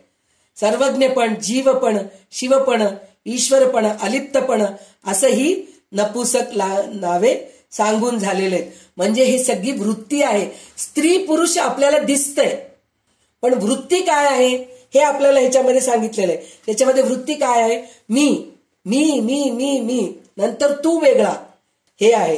त्याच्यानंतर जाणपण म्हणजे आपण कळून घेतो काय आहे ते म्हणून. ज्ञातेपण म्हणजे सुद्धा जाणपणच आहे. सर्वज्ञपण म्हणजे सगळ्यामध्ये भगवंत आहे हे आपण बघतो. जीवपण म्हणजे जीव, प्रत्येकामध्ये जीव आहे. म्हणजे आपण म्हणतो ना एखाद्या वस्तूला काय, तर झाडाला सुद्धा जीव आहे म्हणतो आपण. झाड मारताना एखादं झाड आपल्याला कापायचं आहे, ते आपल्याला काहीतरी मध्ये रस्त्यामध्ये चालं किंवा आपल्याला त्या जागेवर घर बांधायचे, तर पहिले त्या झाडाला आपण हळदी कुंकू वाहून नमस्कार करून क्षमा मागतो की बाबा तुला आम्ही ह्या जागेवरून सरकवतोय, तर ह्याच्यासाठी मला क्षमा कर. म्हणून मग ते झाड कापतो. म्हणजे त्याच्यात जीव पण आहे, दगड आहे. आपण घर बांधायला आपण जमीन खणायला सुरू करतो, तर जमीन खणायच्या अगोदर भूमिपूजा करतो, तर त्याच्यामध्ये पण जीव आहे, भूमीमध्ये पण जीव आहे. म्हणून आपण बघतो. म्हणजे हे जीवपण, हे पण आपली वृत्ती, चांगली वृत्ती. सर्वज्ञपण म्हणजे सगळ्या ठिकाणी आहे. ईश्वरपण, शिवपण, अलिप्तपण, शेवटी अलिप्तपण म्हणजे हे सगळं करून सुद्धा मी अलिप्त आहे. हे सगळे नपुसक नावं आहेत म्हणून सांगितलेलं आहे. तर आतापर्यंत आपण हे 30 ओवीमध्ये कळून घेतलो. आता उरलेले पूर्ण ओवी वाचून घ्या. ह्याच्यात काय आहे आपण बघूया. आपण आता मीपण, तूपण, जाणपण, ज्ञातेपण, सर्वज्ञपण, जीवपण, शिवपण, ईश्वरपण, अलिप्तपण, बोलिजे श्रीराम. ऐसी नामे उदंड असती, परी ते एकची जगज्योती. विचारवंत ते जाणती, सर्वांतरात्मा श्रीराम. आत्मा जगज्योती सर्वज्ञपण, तिन्ही मिळून एकची जाण.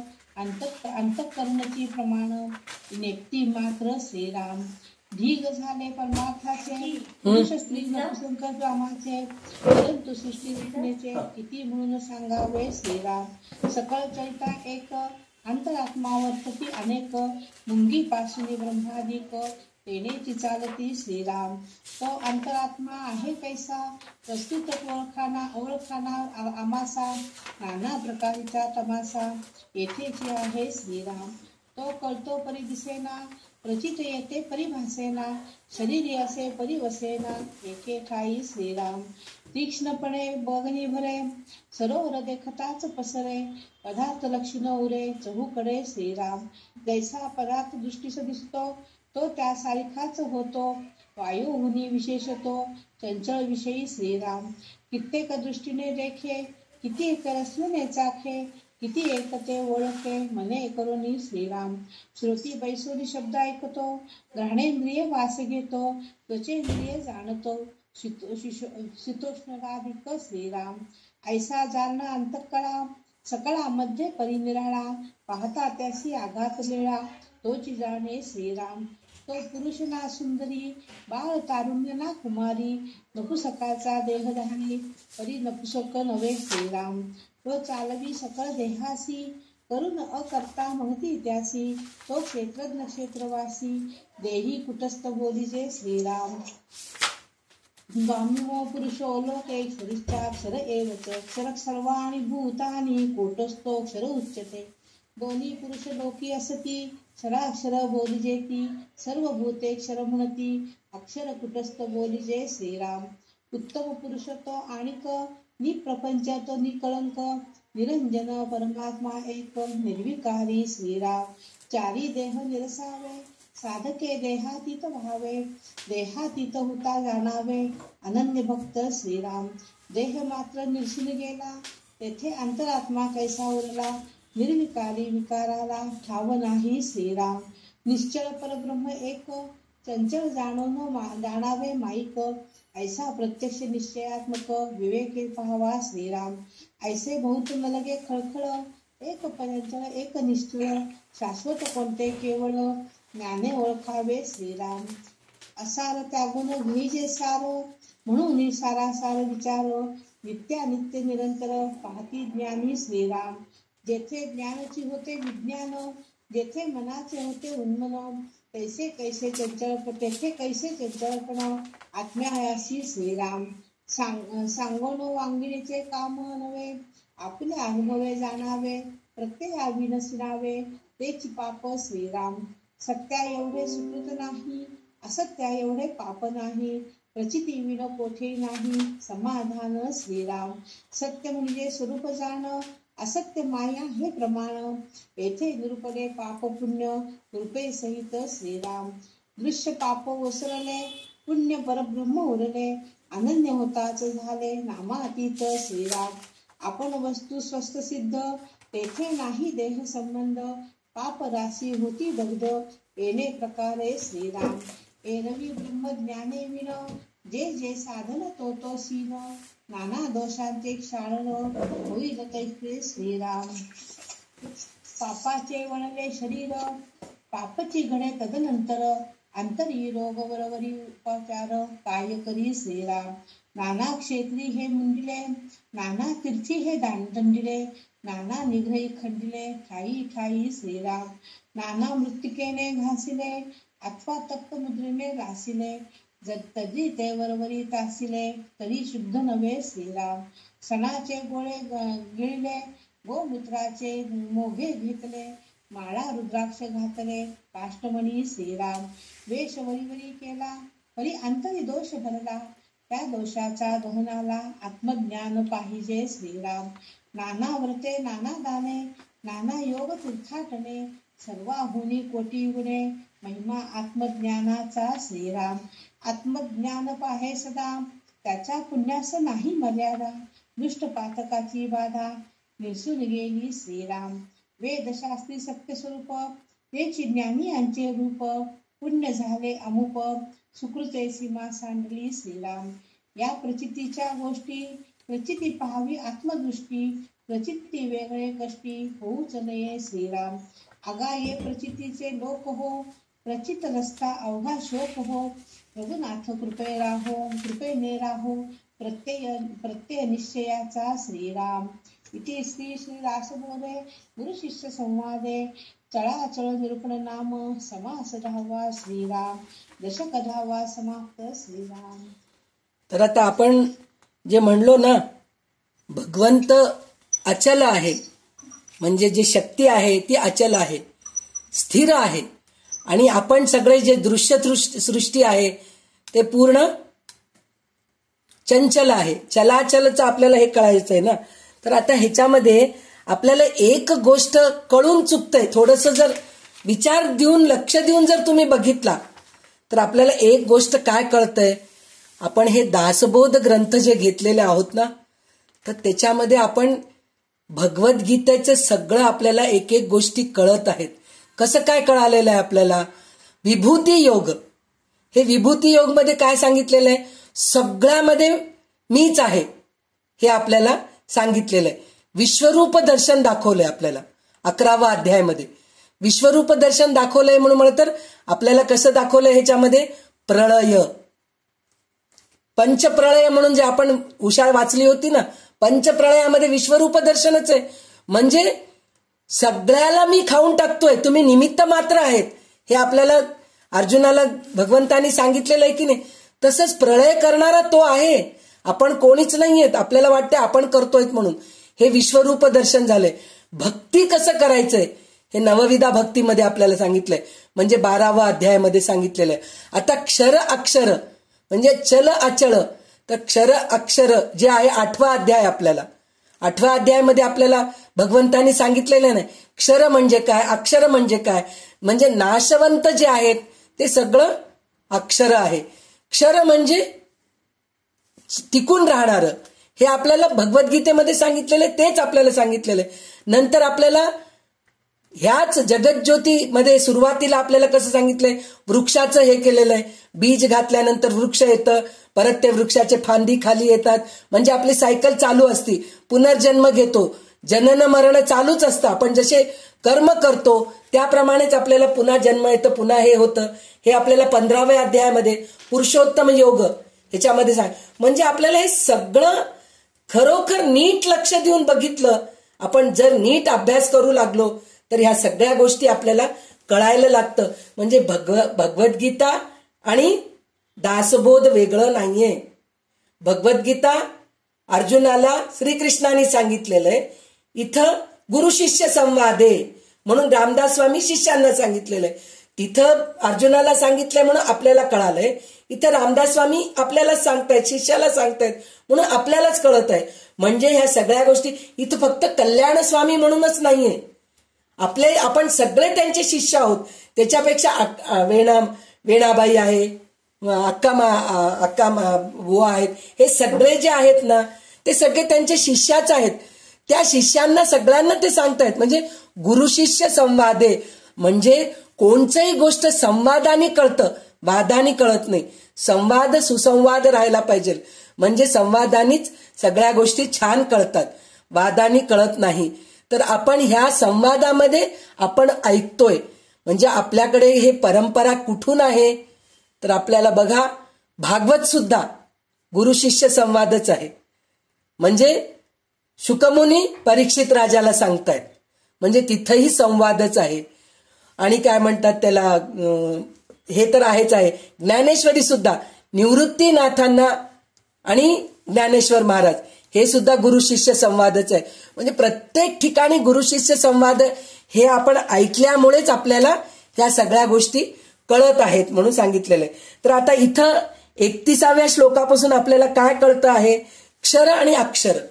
क्षर आणि अक्षर म्हणजे जे नाशवंत आहे ते अक्षर आहे, जे नेहमीसाठी आहे, नित्य आहे, सत्य आहे ते अक्षर आहे.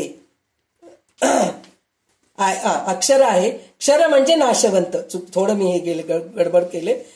तर ह्याच्यामध्ये आपल्याला 15व्या अध्यायामधलं, भगवद्गीतेतलं 15व्या अध्यायामधलं द्वामिमो पुरुषो लोके क्षरश्चाक्षर एवच क्षरक सर्वाणि भूतानी कूटस्थो क्षर उच्चते म्हणून सांगितलेलं आहे. म्हणजे काय, द्वामिमो म्हणलं तर दोन, या लोकात दोनच पुरुष आहेत. एक आहे क्षर आणि दुसरे आहे अक्षर. सर्व भूते म्हणजे क्षर पुरुष, तर कूटस्थ म्हणजे अक्षर पुरुष होय. कूटस्थ म्हणजे स्थिर, स्थिर असलेला, चंचल नाही. हे क्षर जे आहे हे सर्व भूतमात्रा, दृश्यसृष्टी हे दोन प्रकारचेच आहेत असं आपल्याला त्यांनी सांगितलेलं आहे. म्हणजे 15व्या अध्यायामध्ये श्रीकृष्णाने अर्जुनाला सांगितलेलं आहे आणि ह्याच्यामध्ये आपल्याला रामदास स्वामी सांगितलेले आहेत. तर परब्रह्म तेवढे एक निश्चळ आहे, बदलणारे ते जेवढे आहे ते सारे मायामय आहे असे ओळखावे म्हणून सांगितलेलं आहे. तर त्याच्यानंतर पापपुण्याची व्याख्या सांगतायत ते. तर पापपुण्याची व्याख्या म्हणजे काय, सत्या एवढे पुण्य नाही, असत्या एवढे पाप नाही, अनुभवाशिवाय समाधान मिळत नाही. म्हणजे खरं सत्य म्हणून म्हणलं तर खरं बोलणं हे सगळं सत्य तर आहेच आहे, पण सत्य म्हणजे काय, म्हणजे हे ब्रह्मसत्य जगन्मिथ्या हे आपण ओळखायला पाहिजे. म्हणजे सत्य ब्रह्म पुण्य आहे आणि पाप असत्य, म्हणजे हे जग सगळं पापच आहे. पापामुळेच पुन्हा येते पुन्हा जाते ना. तर त्याच्यासाठी म्हणूनच सत्य असत्य हे अनुभवाशिवाय आपल्याला कळत नाही म्हणून सांगितलेलं आहे.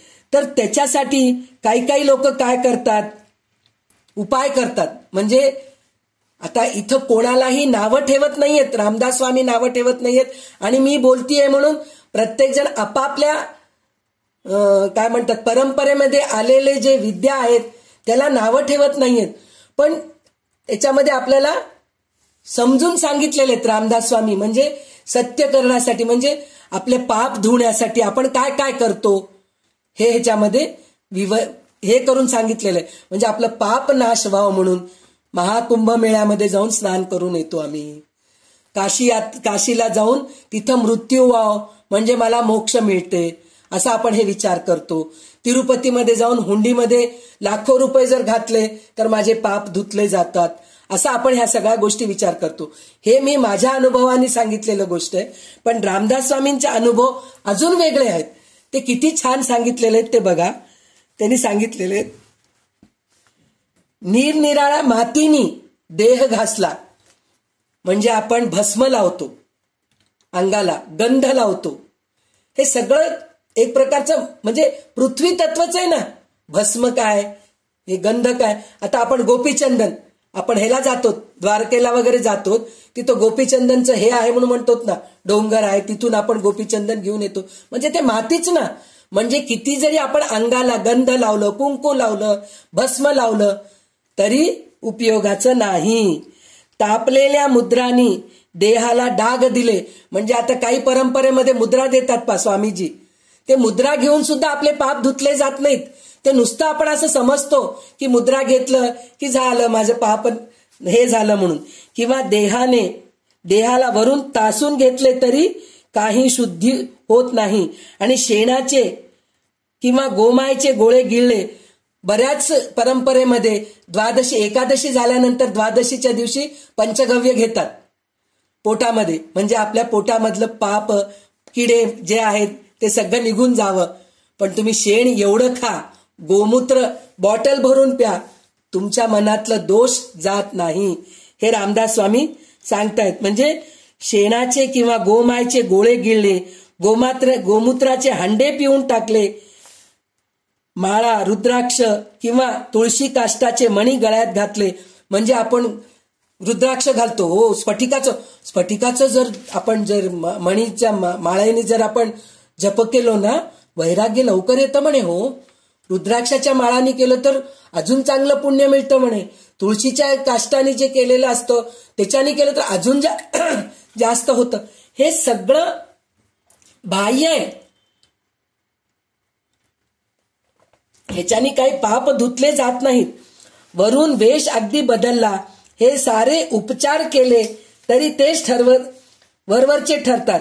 आतमध्ये दोष भरले असते, त्याचा धक्का पण लागत नाही म्हणतायत. म्हणजे मनामध्ये सगळं तुमचं पाप विचार असलं तर हे वरवरून करून घेतलेलं धुतलं जातं का? काही धुतलं जात नाही. म्हणून ते करू नका असं म्हणून म्हणत नाहीयेत, ते करायला पाहिजे. ते आपल्या परंपरेमध्ये आलेलं आहे. आता म्हणले नाही हो मी आता पंचगाव्य घेत नाही, हो नाही मला नाही, ते काय उपयोग नाही. मनामध्ये सगळं हे असं नाही. पंचगाव्याचं ते एक महत्व आहे, ते घ्यायला पाहिजे. मुद्रा घेणं हे पण एक काय म्हणतात त्याला महत्व आहे, ते करायला पाहिजे. भस्म लावणं, आपल्या ह्याच्यामध्ये जर आपण शिवपंथी लोक आहोत, स्मार्थ आहोत, तर भस्म लावणं जरुरी आहे. लिंगायत लोक बायका सुद्धा भस्म लावतात. तर त्यांच्या परंपरेमध्ये जे सांगितलेलं आहे, कुंकू लावणं नाही हो म्हणत चांगलं नाही, कुंकू कशाला काढून टाका, नाही कुंकू लावणं जरुरी आहे आपल्याला. आणि त्याच्यानंतर काय म्हणतात त्याला गंध लावणं, त्याला पण वैशिष्ट्य आहे. म्हणजे प्रत्येक गोष्टीला आपल्याला महत्व आहे, त्या गोष्टीला आपण लक्ष द्यायला पाहिजे. पण ते लावल्यामुळे सगळे पाप धुतले जातात हे विचार करणं मात्र चुकीचं आहे. त्याच्यानंतर त्यांनी अजून एक गोष्ट काय सांगितलेलं आहे, आतमध्ये असणाऱ्या त्या दोषाला दहनाला आत्मज्ञानच जरूर आहे.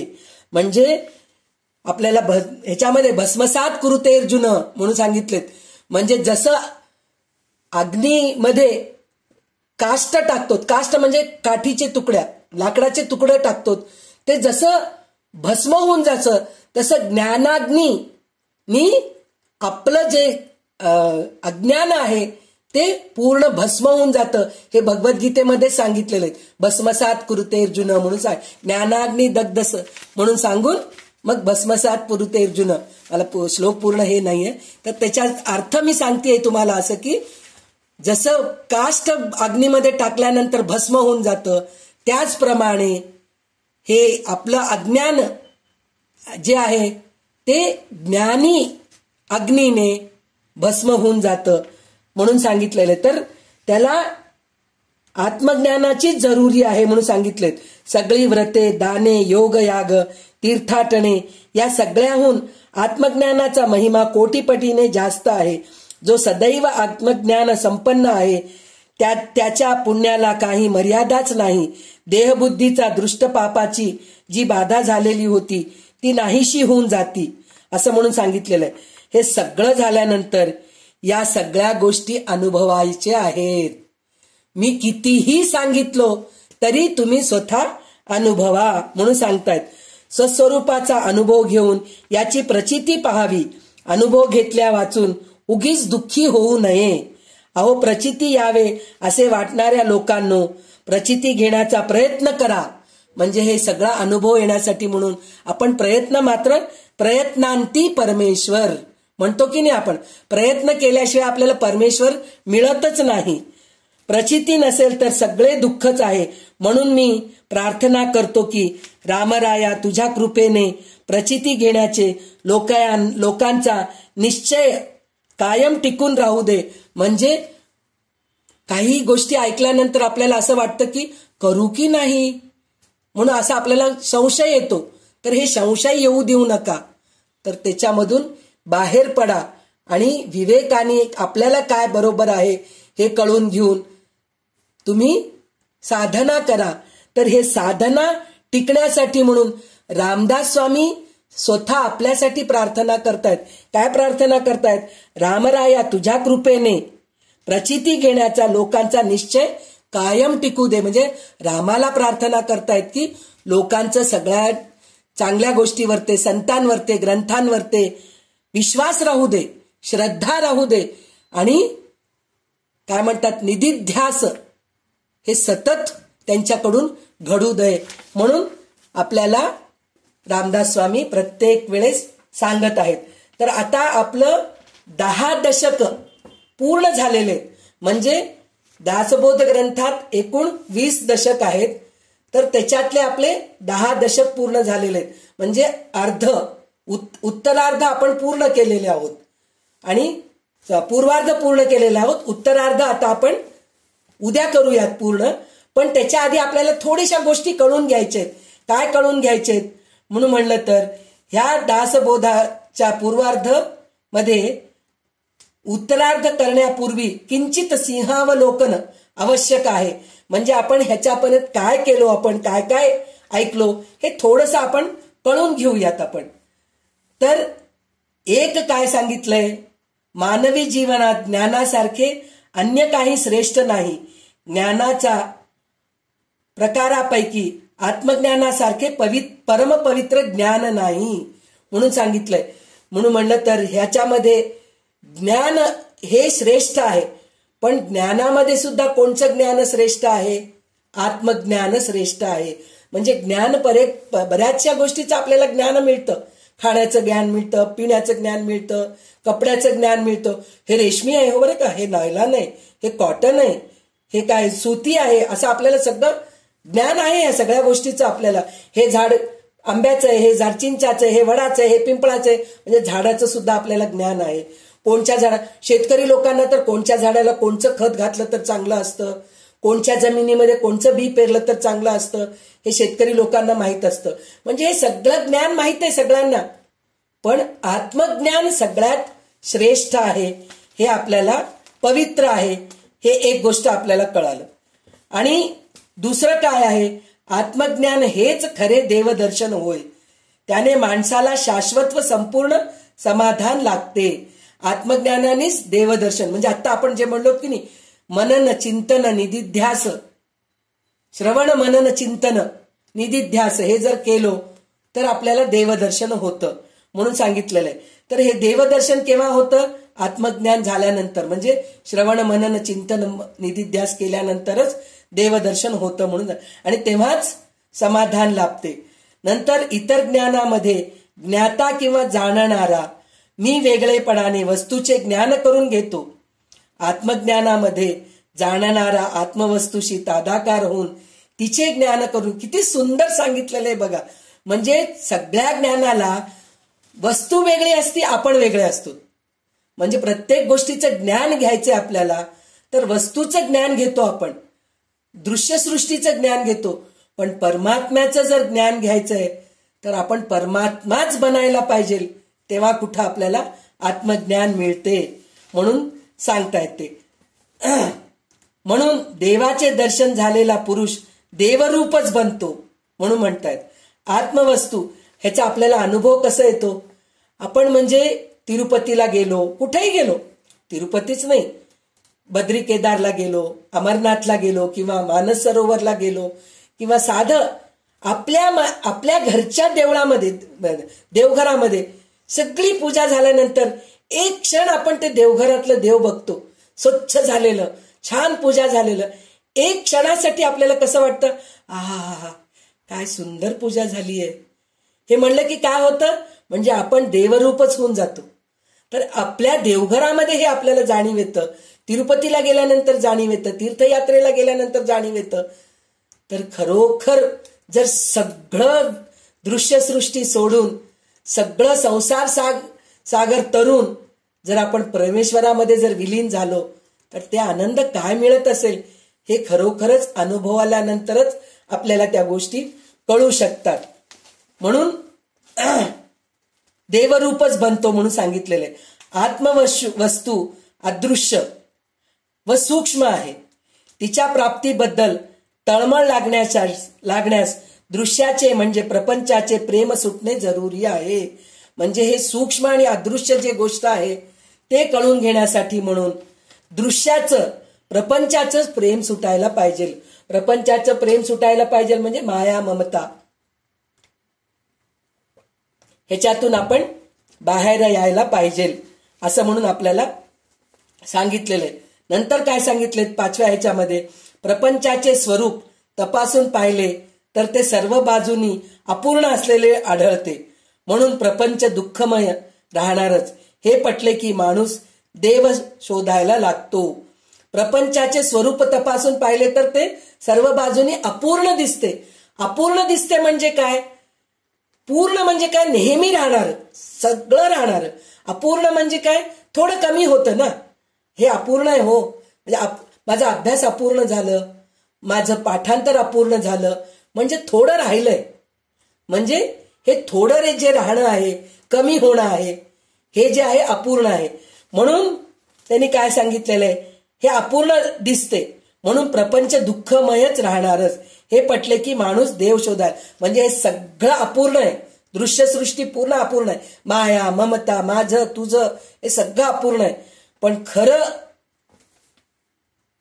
जेव्हा कळतं की हे सगळं दुःखमय आहे प्रपंच, तेव्हा माणूस देव शोधायला लागतो. देव, आता 6वं काय सांगितलंय, देव अखेर स्वतःमध्येच सापडतो. तर कुठंही नाहीये हो देव, आपल्यामध्येच आहे. पण आपल्यामध्ये आपण शोधत नाहीत ना. शोधिसी म्हणून ते गाणं आहे ना, तर ते तसं म्हणजे देवळामध्ये बघतो आपण, कळसामध्ये बघतो, दगडामध्ये बघतो, मातीमध्ये बघतो, पण आपल्यामध्ये देव असलेला आपल्याला दिसत नाही. शोधिसी मानवा म्हणून ते गाणं आहे ना, तर ते तसं आहे. ते तो हाती लागण्यास सध्याचा मी आमूलाग्र बदलावा लागतो. म्हणजे आपल्यामध्ये जे मी आहे त्याला काढून टाकायला पाहिजे. त्यासाठी सद्विद्या, सत्वगुण, उत्तम गुण याचा अभ्यास आरंभी आवश्यक आहे. नंतर आपण देवासाठी किंवा सद्गुरूसाठी जगावे. त्याच्या इच्छेमध्ये आपली इच्छा मिसळावी. अखेर मीपणाने संपून त्याच्याशी अनन्य व्हावे. हा मार्ग वासना क्षय करून आत्मज्ञानापर्यंत नेतो.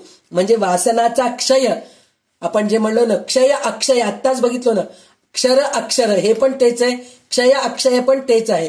म्हणजे त्याचा क्षय करायला पाहिजे, म्हणजे त्याचा नाश करायला पाहिजे. वासनाचा क्षय करून आत्मज्ञानापर्यंत नेतो म्हणून सांगितलेलं आहे. नंतर काय, माणसाच्या अंतर्यामी एक खरा व दुसरा खोटा असे 2 मी वावरत असतो. आत्मज्ञान होण्यास खोटा मी विचाराने बाजूस सारून खरा मी शोधायला पाहिजे. तर मी मी मी म्हणून जे म्हणतो की नाही, मी शाणी आहे, माझ्या एवढं शाणे कोणी नाहीत, माझे नातेवाईक, माझं मुलं, माझं घर, माझं दार, हे सगळं जे मी आहे ना ते खोटं आहे. पण खरं भगवंत स्वरूप मी जे आपल्यामध्ये आहे त्याला ओळखा असं म्हणून सांगितलेलं आहे. बाजूस सारून खरा मी शोधावा. म्हणजे खरं आपल्यामध्ये असलेलं भगवंताला आपण शोधून घ्यायला पाहिजे. प्रथम सत्पुरुषाकडून आत्मस्वरूपाबद्दल श्रवण करावे लागते. ते स्वरूप असे आहे, आत्मा व ब्रह्म एकच आहे. ब्रह्म एकमेव व अद्वितीय आहे. त्यामध्ये भेदाचा, अनेकत्वाचा किंवा चंचलपणाचा भास होतो. ती मूळ माया होय. मूळ मायेमध्ये शुद्ध जाणीव तो ईश्वर होय. मूळ मायेमध्ये पंचमहाभूते 3 गुण आहेत. तिच्यातून गुणमाया प्रकट होते व विश्वरचना होते. म्हणजे हे आपण सगळं गेल्या 9व्या आणि 10व्या दशकामध्ये हे सगळं बघितलो. जे पिंडी तेच ब्रह्मांडी. साऱ्या विश्वामध्ये एकच मूळ जाणीव काम करते, तिला जगज्योती म्हणतात. हे 10व्या ह्याच्यामध्ये बघितलो. सर्व कर्तेपण तिचे आहे, पिंडामध्ये तीच अंमल गाजवते, हे आपण बघितलो. आता 11, अज्ञानामुळे जीव व जगज्योतीला विसरतो. म्हणजे जीवाला आणि जगज्योतीला आपण अज्ञानामुळे विसरतो. मी स्वस्वरूप नसून देहच आहे अशी घट्ट भावना धरतो. म्हणजे माझ्यामध्ये देव आहे हे आपण कधी ओळखत नाहीत. माझं शरीरच मी आहे हे असं आपण ओळखतो. त्याचं कारण काय? माझे हात, माझं पाय, माझं कान, माझं डोळे, माझे ते तोंड, माझं नाक, मी सुंदर आहे, माझे केस काळे आहे, माझे केस पांढरे आहे, माझे डोळे असे तिरळीच आहे, मग तिचे डोळेच काहीतरी आहे. असं हे सगळं आपण देहामध्येच हे करतो. आपण अशी घट्ट भावना धरतो. त्यामुळे तो अकुंचित बनून मी करता, मी भोगता, मला जन्म मरण आहे अशा कल्पना जगात वावरतो. हीच देहाहंता होय म्हणून सांगितलेलं आहे. आणि या अहंकारामुळे जीव फार कोता बनतो. सर्व विश्वाचा व्यवहार लीलेने घडवण्याचा सामर्थ्य लोपून जीव दीनवाणा होतो. म्हणून तत्वविचाराने सर्व चंचलाचा अर्थात अहंकाराचा निराश करून स्वस्वरूपाशी समरस व्हावे हा संतांच्या सांगण्याचा सारांश आहे. म्हणजे हे सगळं खोटं आहे म्हणून खरं देव काय आहे हे ओळखावं, हेच संत आपल्याला नेहमी सांगत असतात. यावर पुन्हा पुन्हा मनन करावे. मनातून बुद्धी अत्यंत सूक्ष्म होते आणि तिला स्वस्वरूपात चिंतन करण्याची शक्ती येते. सतत स्वरूप चिंतनाला निधिध्यास म्हणतात. म्हणजे स्वरूप चिंतनाला म्हणजे माझ्यामधला देव ओळखण्यालाच निधिध्यास म्हणतात. निधिध्यासामधून अखेर आत्मसाक्षात्कार होतो. हा मार्ग स्वस्वरूपाच्या अनुसंधाने आत्मज्ञानापर्यंत पोहोचवतो. म्हणजे हे निधिध्यासानेच आपण परमात्म्यापर्यंत पोहोचतो. हा विचार प्रधान मार्ग आहे. मानवी जीवनात सारासार विचाराला अथवा पुन्हा बघा इथं विवेकाला सर्वश्रेष्ठ स्थान आहे. विवेकच महत्वाचा आहे. हे सांगताना श्री समर्थांना कधीच कंटाळा येत नाही. पुन्हा पुन्हा सांगताना संकोच वाटत नाही. परंतु हे दुधारी शस्त्र आहे.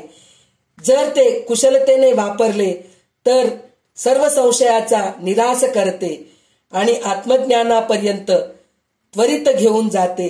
जर ते अयोग्य रीतीने वापरले तर श्रद्धास्थाने भ्रष्ट करते. म्हणजे आपल्याला रामदास स्वामी दुधारी शस्त्र दिलेले म्हणलं तर काय, एकदम शार्प, म्हणजे एकदम काय म्हणतात तेज, जसं एकदम असं मारलं की तुटून जातं असं दुधारी शस्त्र आपल्या हातात दिलेत. पण ते कुशलतेने वापरावं, आपण व्यवस्थित विवेकाने वापरावं. म्हणजे सगळं संशयाचा निरासन होतो. म्हणजे संशय नाही होतो आपल्यामध्ये सतत संशय. मी हे ग्रंथ वाचू का, ते ग्रंथ वाचू का, मी हे अभ्यास करू का, ते अभ्यास करू का, मी ह्या देवाची पूजा करू का, त्या देवाची पूजा करू का, मी ही भाजी करू का, ती भाजी करू का, हे माझ्या मुलाला आवडतं, हे माझ्या नवऱ्याला आवडतं, काय करू मी, हे आपले सतत आपण दोन ह्याच्यात राहतो, द्वंद्वामध्ये राहतो. तर त्याच्यातून त्या जंजाळामधून सुटायला पाहिजे. म्हणजे आपलं गोंधळ निघून जातं. म्हणून माणसाचा विवेक कल्पना प्रधान नसावा, तो प्रत्यक्ष अनुभवानुसारी असावा. म्हणजे विवेक अनुभव घेऊनच करायला पाहिजे. ही गोष्ट श्री समर्थ पुन्हा पुन्हा बजावून सांगतात. प्रचिती नसेल तर परमात्मा वाया गेला असे समजावे. नंतर काय सांगितले, पूर्वार्धामध्ये सिद्धांत सांगून झाला. म्हणजे आतापर्यंत सिद्धांत सांगितलेत आपल्याला, म्हणजे काय करायचं, कसं आहे, काय आहे हे सांगितलंय. आता उत्तरार्धामध्ये त्याचा व्यवहार कसा करावा ते समर्थ सांगतात आपल्याला. म्हणजे ह्याच्यानंतर आपल्याला पुन्हा व्यवहार कसं करायचं, म्हणजे प्रत्यक्ष स्थिती काय आहे, काय ह्या दृश्यामध्ये काय आहे, या विश्वामध्ये काय आहे, आपल्या शरीरामध्ये काय आहे, माणसाचा स्वभाव कसा आहे, हे सगळं आपल्याला हे पूर्वार्धामध्ये सांगितलेलं आहे. रामदास स्वामी 10 दशकामध्ये सांगितले. पण आता पुढच्या 10 दशकामध्ये आपल्याला काय सांगणार आहेत ते, की ग्रंथराज श्री दासबोध उपनिषदांचा मराठी अवतार आहे. जसं म्हणलेत ना, सर्वोपनिषदो गावो दोग्धा गोपाल नंदना पार्थो वत्स सुधीर भोक्ता दुग्धम गीतम मृतम महत म्हणून सांगितलेलं आहे. म्हणजे सर्व उपनिषदे गायी आहेत, त्याचं दूध गोपाल कृष्णाने काढून अमृतरूपी कलशामध्ये अर्जुनाला दिलेला आहे म्हणून म्हणलेत. तर तेच अमृतरूपी कलश आपल्याला रामदास स्वामी हे दासबोध ग्रंथाच्या रूपाने आपल्याला दिलेले आहेत म्हणून सांगतायत. तर दासबोध ग्रंथ उपनिषदांचा मराठी अवतार आहे असे साधार दाखवता येते. श्री समर्थांनी सांगितलेले ज्ञानी पुरुषाची अवस्था उपनिषदांना अनुसरून आहे. आत्माच खाली आहे, वर आहे, पाठीमागे, म्हणजे हे छांदोग्य उपनिषदामध्ये आहे. तर त्याचं हे अर्थ आहे. म्हणजे कसं आहे, आत्माच खाली आहे, वर आहे, पाठीमागे आहे, पुढे आहे, उजवीकडे आहे, डावीकडे आहे, हे सर्व आत्माच आहे. याप्रमाणे सर्वत्र आत्माच आहे असे पाहणारा, मनन करणारा, जाणणारा मनुष्य आत्म्याच्या ठिकाणी रममाण होतो, त्याचबरोबर खेळतो, त्याचे सुख उपभोगतो, आनंद पावतो, तो स्वतःचा राजा होतो म्हणून सांगितलेलं आहे. श्री समर्थांची भक्ती कल्पना अत्यंत ज्ञानप्रधान आहे. त्यांच्या भक्ती वर्णनाला आत्मसाक्षात्कारी तत्वज्ञानाची पार्श्वभूमी असल्याने ज्ञानी भक्त त्याचा आदर्श पुरुष आहे. आत्मज्ञानी पुरुषाने स्वतः कृतकृत्य व्हावे हे योग्यच आहे. म्हणजे आत्मज्ञानी पुरुष हे कृतकृत्य व्हावे. म्हणजे आत्मज्ञानी म्हणजे हे जे ज्ञान आहे, आत्मज्ञान, आपण जे म्हणलो ना, बाहेरच्या सृष्टीचं जे आहे ज्ञान मिळतं ते विज्ञान आहे, ज्ञान नाही. पण आत्मज्ञान जे आहे ते खरं ज्ञान आहे. ते ज्ञान घेऊनच आपण कृतकृत्य व्हावे असं म्हणून सांगितले. परंतु आपली ज्ञाननिष्ठा भंगू न देता त्याने आत्मज्ञानी माणसांना आत्मज्ञानापर्यंत पोहोचवण्याची खटपट करण्यात खरे भूषण आहे. ज्ञानी पुरुषाने हे कसे करावे असे म्हणणे बरोबर नाही. त्याच्या हातून जीवांना उद्धरण्याचे कार्य आपोआपच घडते. तर ते कसं घडतं म्हणून सांगितलंय की आनंदमय आत्म्याशी तदाकार पाहून ज्ञानी पुरुष ब्रह्मरूप होतो. तो स्वेच्छेने संचार करतो व सामगात राहतो म्हणून सांगितलेलं आहे. म्हणजे सतत आनंदात राहतो. आत्म्याशी तदाकार होणं म्हणलं तरच आनंदाने राहणं, सत्यचित्त आनंद म्हणून जे आपण म्हणलो, आपण नेहमी म्हणतो की नाही, सत्यचित्त म्हणजे जे सत्य आहे ते ओळखून, म्हणजे आपल्या चित्तामध्ये धारण करतो, तोच आनंदी असतो. सत्य काय आहे? ब्रह्म आहे. जगन हे मिथ्या आहे, खोटं आहे. तर ज्याला कळालं तोच नेहमी आनंद असतो. ह्याच्यावर ते शंकराचार्य काय म्हणतायत ते पण सांगतायत. एकमेवा द्वितीय ब्रह्माचा साक्षात्कार झालेला तो ज्ञानी पुरुष केवळ लोकांवर अनुग्रह करण्यासाठी आत्मज्ञानाचे फळ प्रकट करीत सारखे ब्रह्मगान करतो. याचा अर्थ इतकाच की ब्रह्मरूप झालेला जीवनमुक्त पुरुष अकर्तेपणाने लीलेने लोकसंग्रह करतो. लोकसंग्रह मे वापी म्हणून आपल्याला 3ऱ्या अध्यायामध्ये श्रीकृष्णाने सांगितलेलं आहे, मला लोकांची जमा करायची काही गरज नाहीये. मी एकटा राहून माझ्या आनंदामध्ये मी राहू शकतो. पण लोकस्तदनु वर्तते म्हणून सांगितलेलं आहे. लोकस्तदनु वर्तते म्हणजे मी जसं वागतो तसं लोक वागतात. मग मला चांगलं वागायचंय, मी चांगलं करून दाखवावं, मी चांगलं सांगावं म्हणून मी लोकांना संग्रह करतो. संग्रह करून लोकांना चांगलं दिशा दाखवतो. त्याच्यासाठी म्हणून ज्ञानी लोकांना सुद्धा लोकसंग्रह करावंच लागतं म्हणून सांगतायत इथं. लोकसंग्रह करण्याचे सुद्धा एक तंत्र आहे. नाना प्रकारच्या वासना बाळगून संतांकडे जाणाऱ्या अज्ञानी लोकांना निर्वासन आत्मस्थितीकडे वळवणे सोपे नाही. ज्ञानी पुरुषाने आध्यात्मिक पुढारीपण, म्हणजे मी आता जे सांगितले ना, पुढारीपण म्हणलं तर ते स्वतः तसं वागायला पाहिजे. पुढारीपण बुद्ध्या स्वीकारून आत्मज्ञानाचा प्रसार करावा.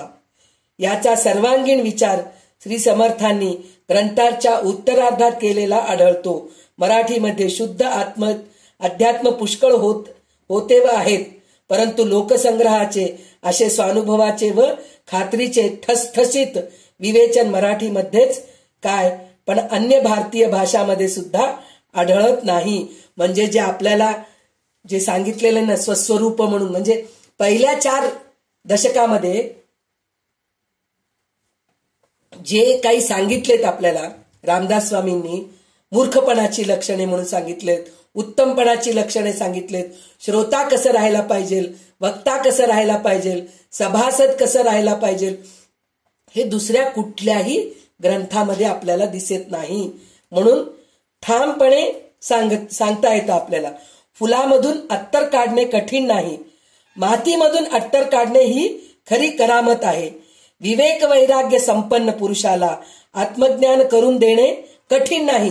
म्हणजे जो विवेकी आहे, वैरागी आहे, त्याला आत्मज्ञान करून देणं काही हे अवघड नाहीये, त्याला पटकन कळून जातं. पण वासनेने वेष्टिलेल्या प्रापंचिकाला आत्मज्ञानाचा अधिकार बनवणे यामध्ये संतांची खरी करामत दिसते. श्री समर्थांच्या महंत अशा विशाल दयार्द्र व निर्मळ हृदयाचा आत्मज्ञानी किंवा जीवनमुक्त पुरुष आहे. म्हणजे हे ग्रंथ बघितल्यानंतर आपल्यासारखे जे वासनेमध्ये अडकलेले आहोत, आपण भावनेमध्ये अडकलेले आहोत किंवा मायामध्ये अडकलेले आहोत, ममतेमध्ये अडकलेले आहोत, तर हे सगळं वाचल्यानंतर, हे सगळं श्रवण मनन केल्यानंतर हे सगळं निघून जाईल ह्याची खात्री आहे. कारण छोट चमच्यानी लहान बाळाला भरवतात की नाही जेवण, त्याप्रमाणे आपल्याला भगवान रामदास स्वामींनी जेवण भरवलेलं आहे आपल्याला. छोटं छोटं घास करून, चिवचं घास, काऊचं घास, आईचं घास, बाबाचं घास म्हणून आपण जसं भरवतो की नाही, तसं आपल्याला रामदास स्वामींनी एक एक घास भरवत पोट भरलेलं आहे, पोट भरवता येतात आपल्याला. तर हे पोट भरल्यानंतर जे आपल्याला आनंद मिळतं की नाही, आहा, म्हणतात ना, जेवण एकच असं आहे की एकदा खाऊ घातलं की माणूस तृप्त होतो. बाकी कोणतीही गोष्ट तुम्ही दिलात तर तृप्त होत नाही. पैसा दिला आणखीन पाहिजे वाटतं, कपडे दिलं आणखीन पाहिजे वाटतं, सोनं दिलं आणखीन पाहिजे वाटतं, जमीन दिलं पाहिजे वाटतं, गाडी दिलं पाहिजे वाटतं. पण जेवण बघा, तुम्ही एकदा दिलात, ये रे माझ्या घरी तू जेवायला ये म्हणून म्हणतो, पोटभर जेवलं की हा काय मस्त जेवण झालंय, तृप्त झालो पहा, मी जेवून तृप्त झालो. म्हणजे पोट भरलं की माणूस तृप्त होतो. तर त्याप्रमाणे रामदास स्वामी आपल्याला पोट भरवतायत आणि तृप्त करतायत. तर हे आपण व्यवस्थित जेवायला पाहिजे आणि तृप्त व्हायला पाहिजे. हे नुसतं 10 दशक आपण वाचलो, संपलं, अभ्यास संपलं दासबोधाचं, असं विचार न करता ह्याचं सतत चिंतन, मनन, श्रवण करत, निधिध्यास करत जर गेलो तर नक्कीच आपल्याला ह्या जन्मी आत्मसाक्षात्कार होणारच आहे. हे 100% सांगून ठेवलेले आहेत रामदास स्वामींनी. तर आज आपण इथे 10 दशक संपवलेलो आहोत म्हणजे वाचून संपवलेलो आहोत. ज्ञानाने आपल्याला अजून बरंच काही करायचंय त्याचं.